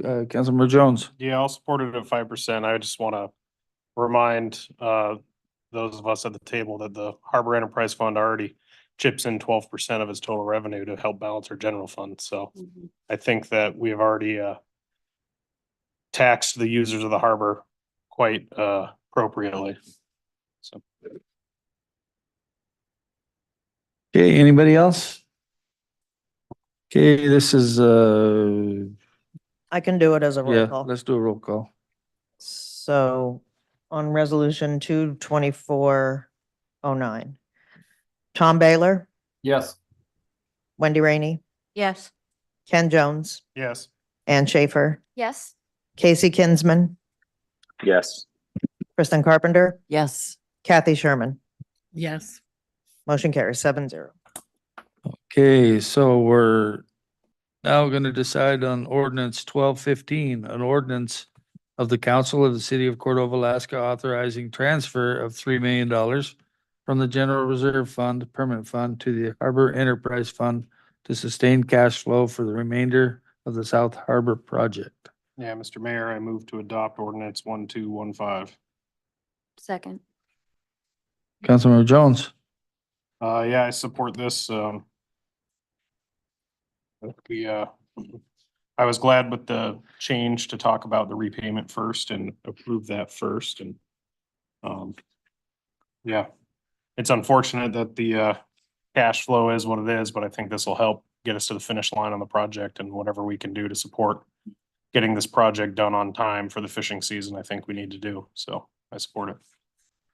Thank you, Councilmember Schaefer. I support it. Councilmember Rainey. Yeah, I appreciate staff's work on this one and the 5% where we ended up with, so I support this. Plus, it might be less than 3 million, hopefully. So we'll see as we move forward. Councilmember Carpenter, I support it. Councilmember Kinsman. Yeah, I support this, and yeah, I'm grateful for staff's work doing this, and obviously saving us some interest on 8 or 10 or whatever %. So not having to push this out for a loan, and especially in our current market. So yeah, I support it. Councilmember Sherman, I'm in support. Councilmember Baylor, Yeah, I support it. And, you know, just a quick comment, there's a big, when you're talking $3 million, there's a big difference between 5% and 7%. So I think we've struck a pretty good balance to help out the harbor. So I definitely support it. okay, anybody want to? Think we're all good? I've got one question for staff. And I missed last meeting, but last year when we before we approved the contract, we committed ourselves 3.7 million to fill a funding shortfall. We were not assured, but we were told that, staff was going to attempt to close that gap. A bunch of stuff's happened in the meantime. I missed that meeting. And how are we doing on closing that gap? Colin, he did secure one loan or extra grant, but that money has already come out of the general fund. Okay. And so the general funds took a pretty big hit on that money. So it's the only way we could order long lead items because, we haven't been able to get with MARAD. So yeah, we did get, I think it was $750 that we did get, but it's. Yeah, I knew we got the 750. I just wasn't sure if we had already expended that other 3 million out of the general fund. Yeah, it's gone, and that's part of the cash flow Okay. issue. It's a big cash flow issue for the general fund. It's a lot of money. Okay, thank you. Okay, roll call, please, Susan. Yes, on adoption, second reading of ordinance 1215. Ann Schaefer, Yes. Kathy Sherman, Yes. Kristen Carpenter, Yes. Ken Jones, Yes. Wendy Rainey, Yes. Tom Baylor, Yes. Casey Kinsman. Yes. Motion carries 7-0. All right. Pending agenda. Okay, got some notes here. So I'm gonna bring appointment of Dave Janka, and I'm gonna bring that you're approving the 250 membership in AMA, and will appoint Sean. And then I'm gonna bring a new ordinance number with that new investment policy. And then Resolute. did I say? There's a resolution. Resolution That too, yeah. with it, and then adopting the investment policy. And then the third of the resolutions that were in there, because that is model 6 or whatever. Okay, and I think I wrote a note that I'd get with Blake, maybe just to discuss what he wants to put in the whereases for the adopting the investment policy. Because if you read the last time we did it, like that council back in 2010 had done a bunch of pre-work leading up to it. I guess we have to. I'll try and figure some of it out. Yeah, I think we could get some help From him. Blake too. Yeah. Okay. Yeah. I will tell you that the date of okay, actually, it's the second meeting in March that we can actually certify the election on the same date, because that last counting happens that morning, but that's 2 meetings away. Sorry, I jumped ahead. That's what I have for March 6th so far. Anybody else have anything? Well, there was another thing I was supposed to bring for this one, but I didn't get around to it because I'm too busy, and it might still be another meeting or two before I get to it, which was to revisit the council attendance thing. I might send you guys all out the email refreshing your memory of just everything that was included in the last one. If anybody wants to make any exact suggestions about what to put on this time that's different, you can let me know. Ken? Yeah, I'd like to see us add a joint meeting with the Harbor Commission at some point this spring, you know, April, May. Just to, I think it'd be a good thing to do, at least once a year. And it's been a while since we had it. We have a bunch of new members on there. Be good to get some FaceTime with them, with the council and the commission in the same room. Then I would like to see a follow-up on the housing and investment incentives. We talked a lot about it in the fall. Just doesn't have to be anytime soon, but at some point, I'd like to see us do another workshop or something. Get an update on how things are going. On housing, the Economic Development District did finish the report from the survey, the housing need survey that was done last fall. And we're starting to draft some strategies, and I was proposing to get together with Kevin and the woman Erica from Minnesota Housing Partnership. But I'm thinking at some point this spring we would want to have a joint work session with council and planning and zoning, and probably invite NVE also, just so that we could all be going over strategies and talking about the respective resources that we have access to and how we want to move forward. So yeah, that could be on the agenda for March or April. Works for me. Mr. Mayor. Yes, Counselor. Okay, remind me in council comments, there is some land coming up and I'll talk about that for sale. What about the, I don't know what it takes to change charter, if that's the direction we want to go or need to go as far as helping out with our finance director. I guess I would just, maybe you can run that by staff. If that's something that we need to go and start moving that way, if it takes a while, maybe we should think about doing that. And then the other thing I would like maybe on the update of next meeting is, since the ski hill was mentioned, are they collecting sales tax? And if I not, paid sales tax this year.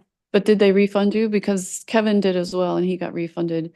And Oh, yeah, I'll have but to we, check. we talked to the attorneys and per our code, they are not required to collect sales tax. That's in Title 7.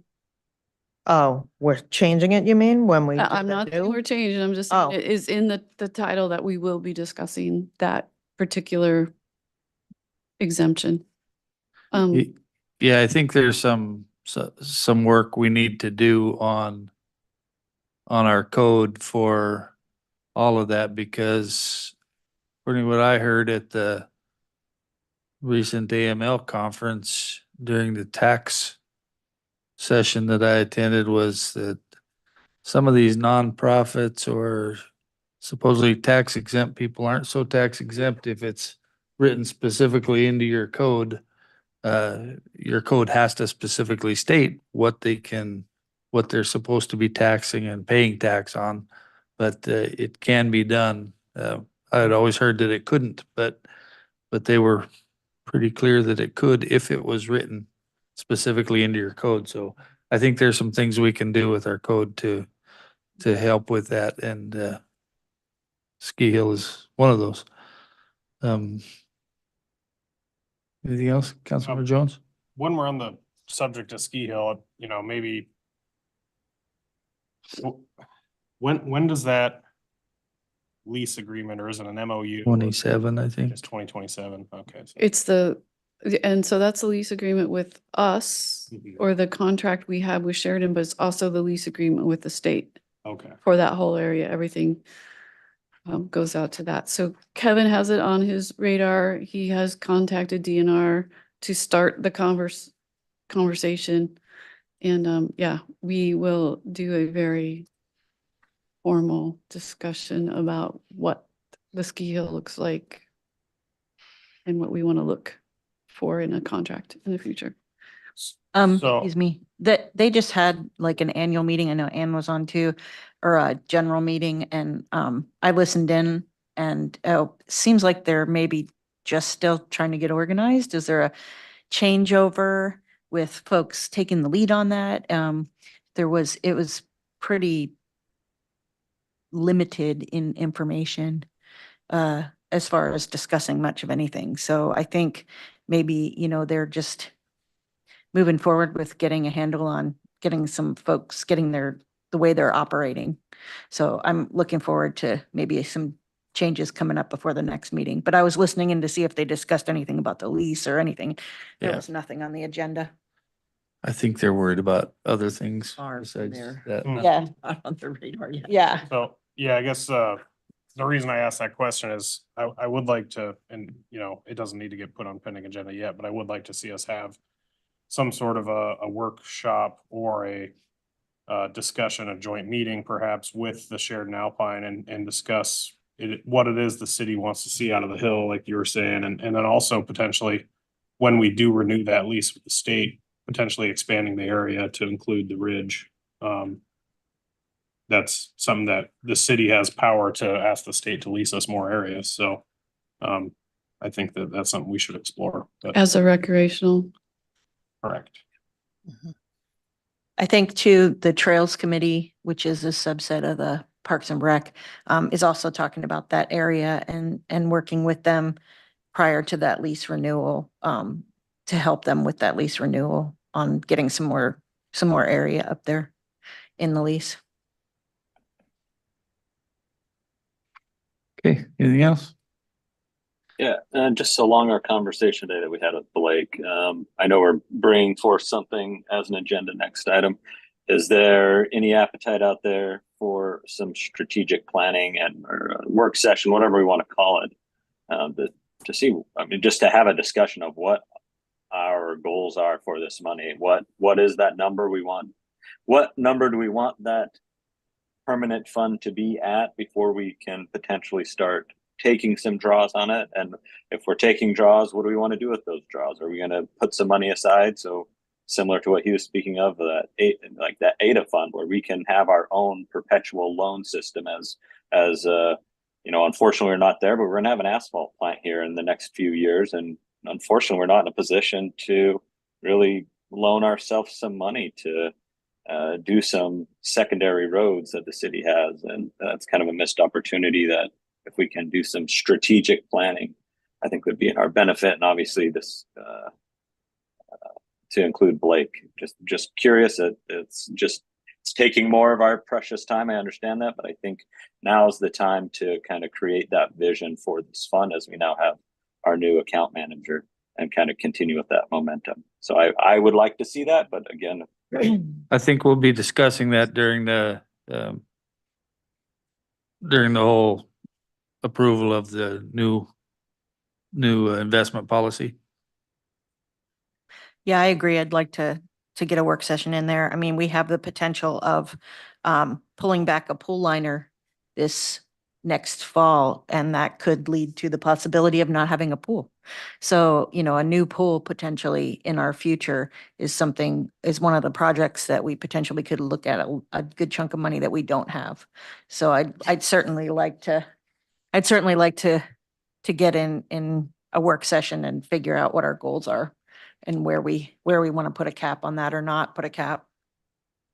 I just look at potentially us just having this as agenda item. I think we can still move forward with that. We know we want the appetite's there for 6%. Now that we've agreed on that, and maybe we don't, that's fine. That's to be determined. Moving forward past that, now we know where the money is going to be allocated. What are we doing with it? What is our goal for the money? And I think that's a broader conversation than just an agenda item. I think we should, as stewards of that money for the city, get pretty granular with it. But that's just me putting out that as a work session. Okay, we can put that on the pending agenda. Okay, anything else? I just had suggested that we talk about things that we might want to talk with Representative Stutes and If we're Senator done with Stevens about. the pending agenda. Oh, we forgot to do that Well, item. yeah, We I- skipped it. I skipped 12A. Yeah. Shoot, I sorry. That's okay. I mean, know that's that. fine. I was just wanting to Okay, finish glad you knew. one thing before we go back and then go forward again. Oh, okay. We're done with pending agenda? Sounds good. Okay, then I skipped 12A, a discussion of bullet point list or whatever you want to call it. Kristen, you want to Sure. read that? I just realized, we have talked about setting up a meeting with them, and I've been as all of you probably are hearing about things in the news, and I thought, well, these might be things we want to take to them and say, this is our position, or we'd like you to know that this is where we stand on these things. So these were the three things that came to mind. I don't know if people have other things they want to add to the list. I think for the base student allocation, I don't have a specific number in mind, but I know that it needs to go up. And the AmHob appointments, the governor has proposed an executive order so that he would become the one that appoints the seats to the Alaska Marine Highway Operations Board that are currently appointed by the House Speaker and the Senate President. And I thought the whole point of setting up the AmHob was so that communities would have more voice and you would get a broader range of folks overseeing the ferry system. So that seems to be going against, and the AmHob is not that old. It's only been operating for 3 years, I think. Yeah, Many. so I'm already making changes to it. So I don't support that. I don't know what other people would say. And then also the permanent fund board has proposed to borrow money to expand the state permanent fund. And so that could work if the markets work really well, but if there are losses, then it goes really bad. It goes south. And so I don't think that's a great idea. I'm not sure why we would. Anyway, but I'm happy to, I wanted to ask other people what you think of those things and if there's anything else you'd put on this list. Mayor Allison.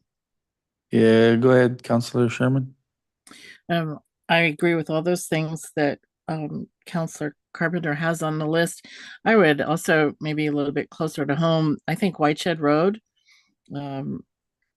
just is in deplorable condition, and we really should keep mentioning that. I remember when Representative Stutz was here maybe 2 years ago, she talked about just a white paper from the community on our state road conditions, and I don't think we ever did that, but I just think a little bit of pressure, and there is federal funding for roads available, that might just be another good mention. When is that project scheduled? Was that the same year, the Second Street, or the year before? They, I think, have gotten through their right of way. They're shooting for 2025 as well. Yeah, There's, we ain't gonna have any tires left in Cordova. I by know, then. yes, we have been trying to help Robbie out. But right, this is not the time to be doing perma patch in the ground, but yeah, I mean, it is a true statement. People just need to remember to slow down when you're coming Mhm. towards town. For sure, and pay attention to those holes. Yeah, my wife lost a tire last year. Mm. $330 or something, brand new tire. But I saw on Facebook the place for all knowledge that 6 tires in the last week is what Napa had said from those potholes.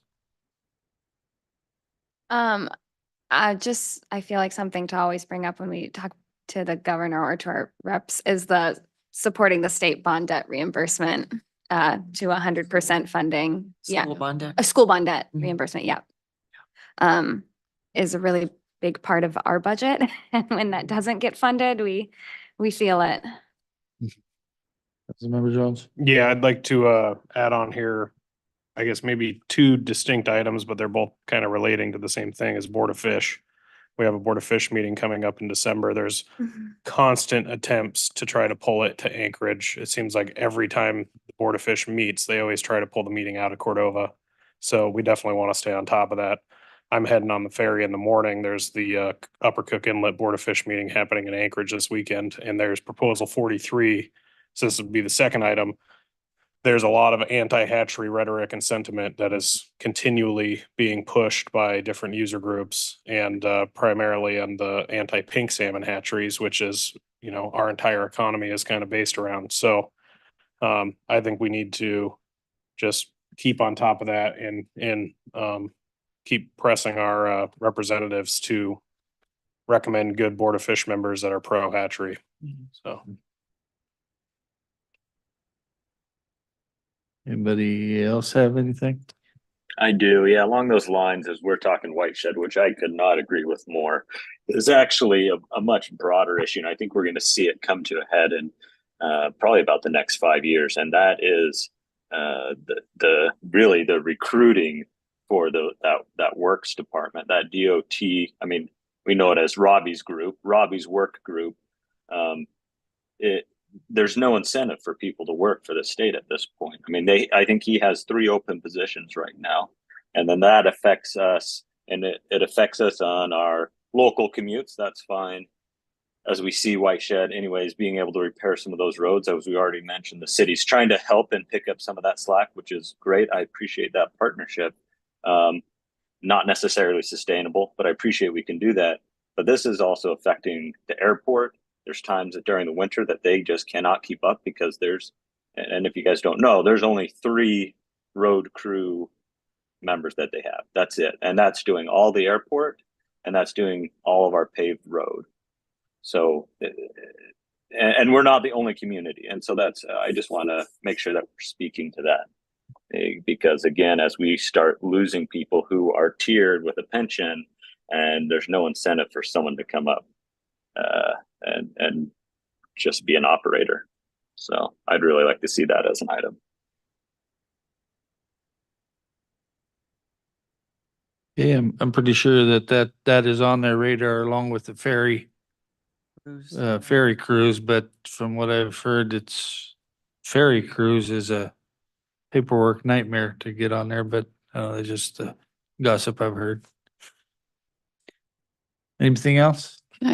Yeah, I Sam. was thinking that maybe we should talk to Hannah and see if there's any issues that she might like to be brought up, because remember when they were here last time, we talked about I can't remember what it was called, but basically it was a designation that helped them financially. And I could send her an email in the morning and just see, and then push it back out to you guys.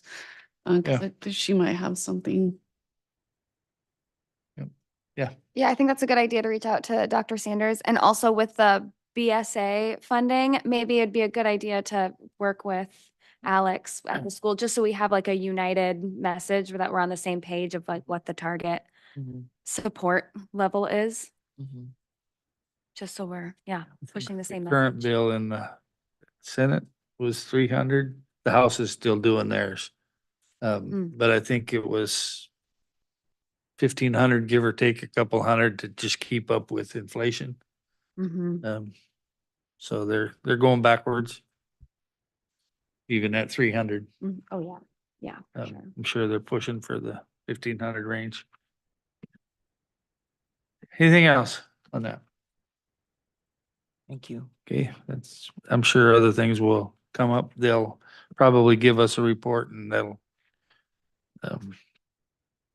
trigger some ideas as well. Do we have that set now? Is it March 2nd is it set? Yes. At March- 3 o'clock. Maybe I'll write up these into an email and send to each of you, Sure. all the points that we just came up with. And I think they're doing a half an hour with just you, and then they have a 2-hour session for the public in the same location. And then something on the Sunday at the Powder House. Okay.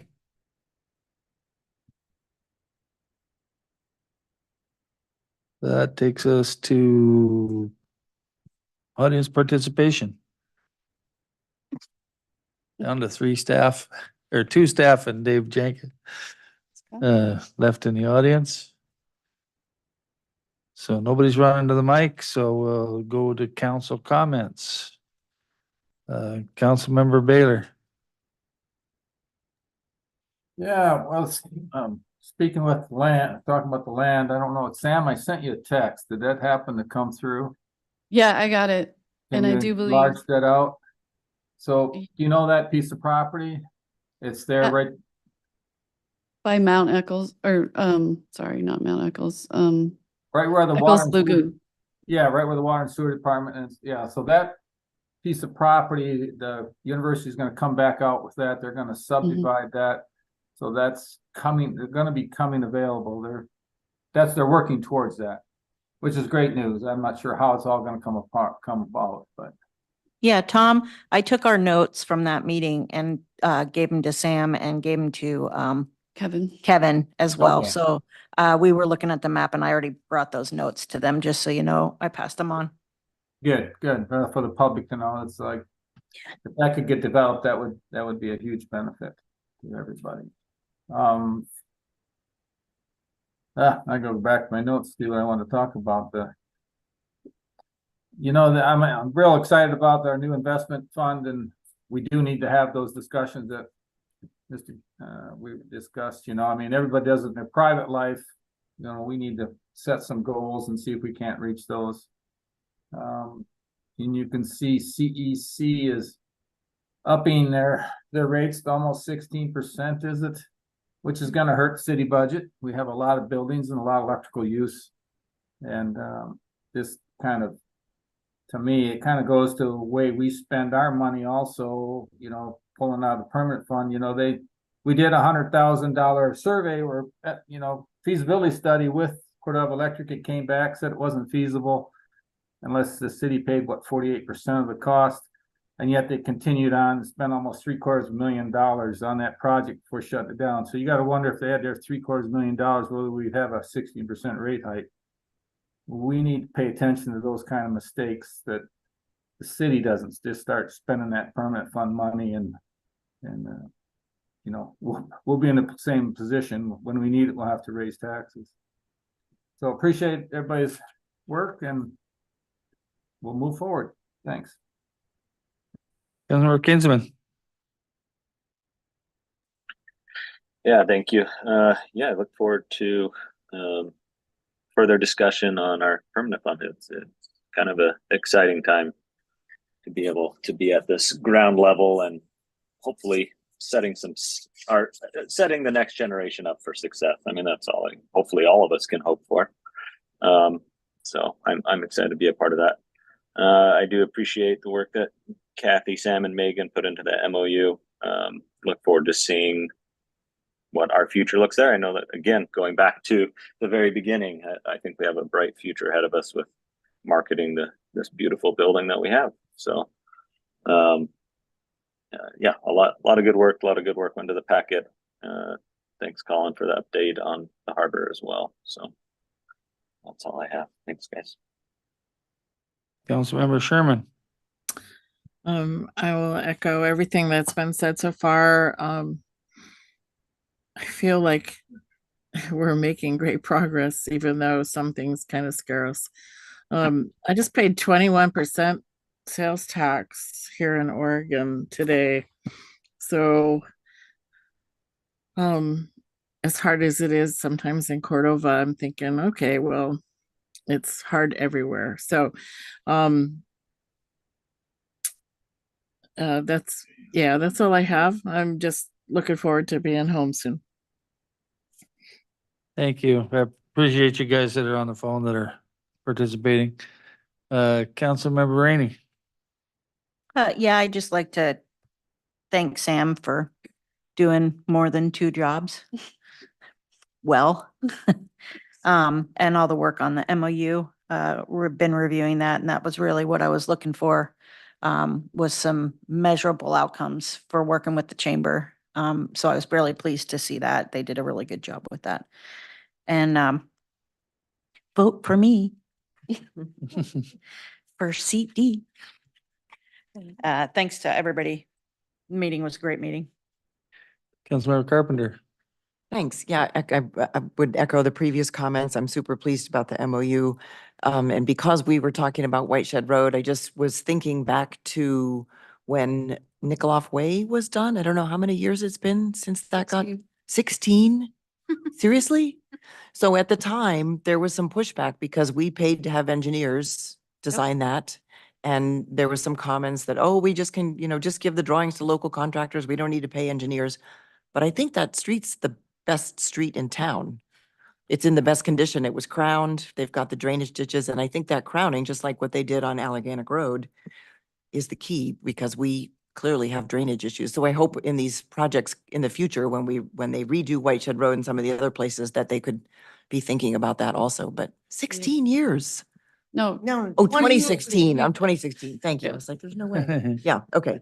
Anyway, it's in Yeah. great shape. And I think it's because the drainage was managed really well. So Yeah. I think we should take note. and DOT require, any DOT grant Yeah. or thing is gonna require you meet federal highway standards. So. Well, when did they pave White Shed? That was just like 3 years ago and it's, Well, that's an O&M project, different. yeah, This is the different white, standards, right? the- Okay. 0.9 miles is a DOT grant that will be built to a spec that Great. the highway administration will approve. And I'm not sure how they do the Okay. remainder. Yeah. Anyway, the crowning seems to be working, so hope we can use that in the future. Thank you. That stretch of White Shed gets a lot of abuse from loaders with chains and Yeah. Mhm. big trucks and Mhm. lots of things. So Yeah. Councilmember Jones. Yeah, thanks. I appreciate the discussion tonight. Appreciate the support for the harbor project. Appreciate the fact that everybody was here and apologize for missing last meeting. Appreciate all the work. I went into the MOU. I do want to express a little bit of I guess, disappointment in some of the RFPs for the land around town. I was excited to try to put the city out there as being supportive to development, and some of the specifics in those RFPs don't seem super pro-development to me. Just the requirement to make somebody, if they want to buy this land, they have to pay to move all of our junk cars off of it. Seemed a little iffy to me. Yeah, so want to express a little disappointment there. Hopefully we get some interest in that land, and if not, I'd like to reevaluate those RFPs and then put them back out and maybe be a little bit more pro-development. So, thanks. Councilmember Shaver. Yeah, big thank you to Sam and staff for all the hard work. I appreciate the presentation from Blake. The investment presentation and strategies is really exciting to think about moving forward. And thanks to Colin for the update and all the hard work with the harbor project. It's exciting to see all of the progress happening. Mhm. It's really satisfying. So, and it's fun to watch. Yeah, that's all. Okay, thank you. We do have, Mr. Mayor, yes. I'm sorry, can I have one more comment? Oh, sure. One last chance. Well, just what Kristen mentioned and the engineering in 2016, but you know what? That engineering came back to the Planning and Zoning Commission and along with staff. I think Sam was the planner at the time. And we did make recommendations and they did make changes. And I think those changes were important for what they were. So I just want to say that collaborative effort, always works when the city gets to look at these plans and make recommendations. And if not, we'd have a big old island up there at the head of the road there too that we'd plow around. But it was a good collaborative between the staff, planning and zoning, and the state. So I hope we can continue down that way. Thanks. I gave you that opportunity because it's 1:00 in the morning out there and Mhm. we'll give you all the benefits of it out there. Thanks, Tom. Okay, we do have 3 topics under executive session tonight. I think we can make a motion to do all of them. I think that just the mayor and council is all that's needed in attendance for those at this point in time. So if I can get a motion to go into executive session, discuss those 3 items. Mr. Mayor, I move to go into executive session to discuss for council discussion of interim city manager applicants, a subject that tends to prejudice the reputation and character of a person, provided that the person may request a public discussion. And also to do the council discussion of the city manager's contract, a matter the immediate knowledge of which would clearly have an adverse effect upon the finances of the city. And also to do the council annual review of the city clerk, Susan Bourgeois, a subject that tends to prejudice the reputation and character of a person, provided that the person may request a public discussion. The clerk has not requested a public session. Second. Been moved and seconded. All those in favor, say aye.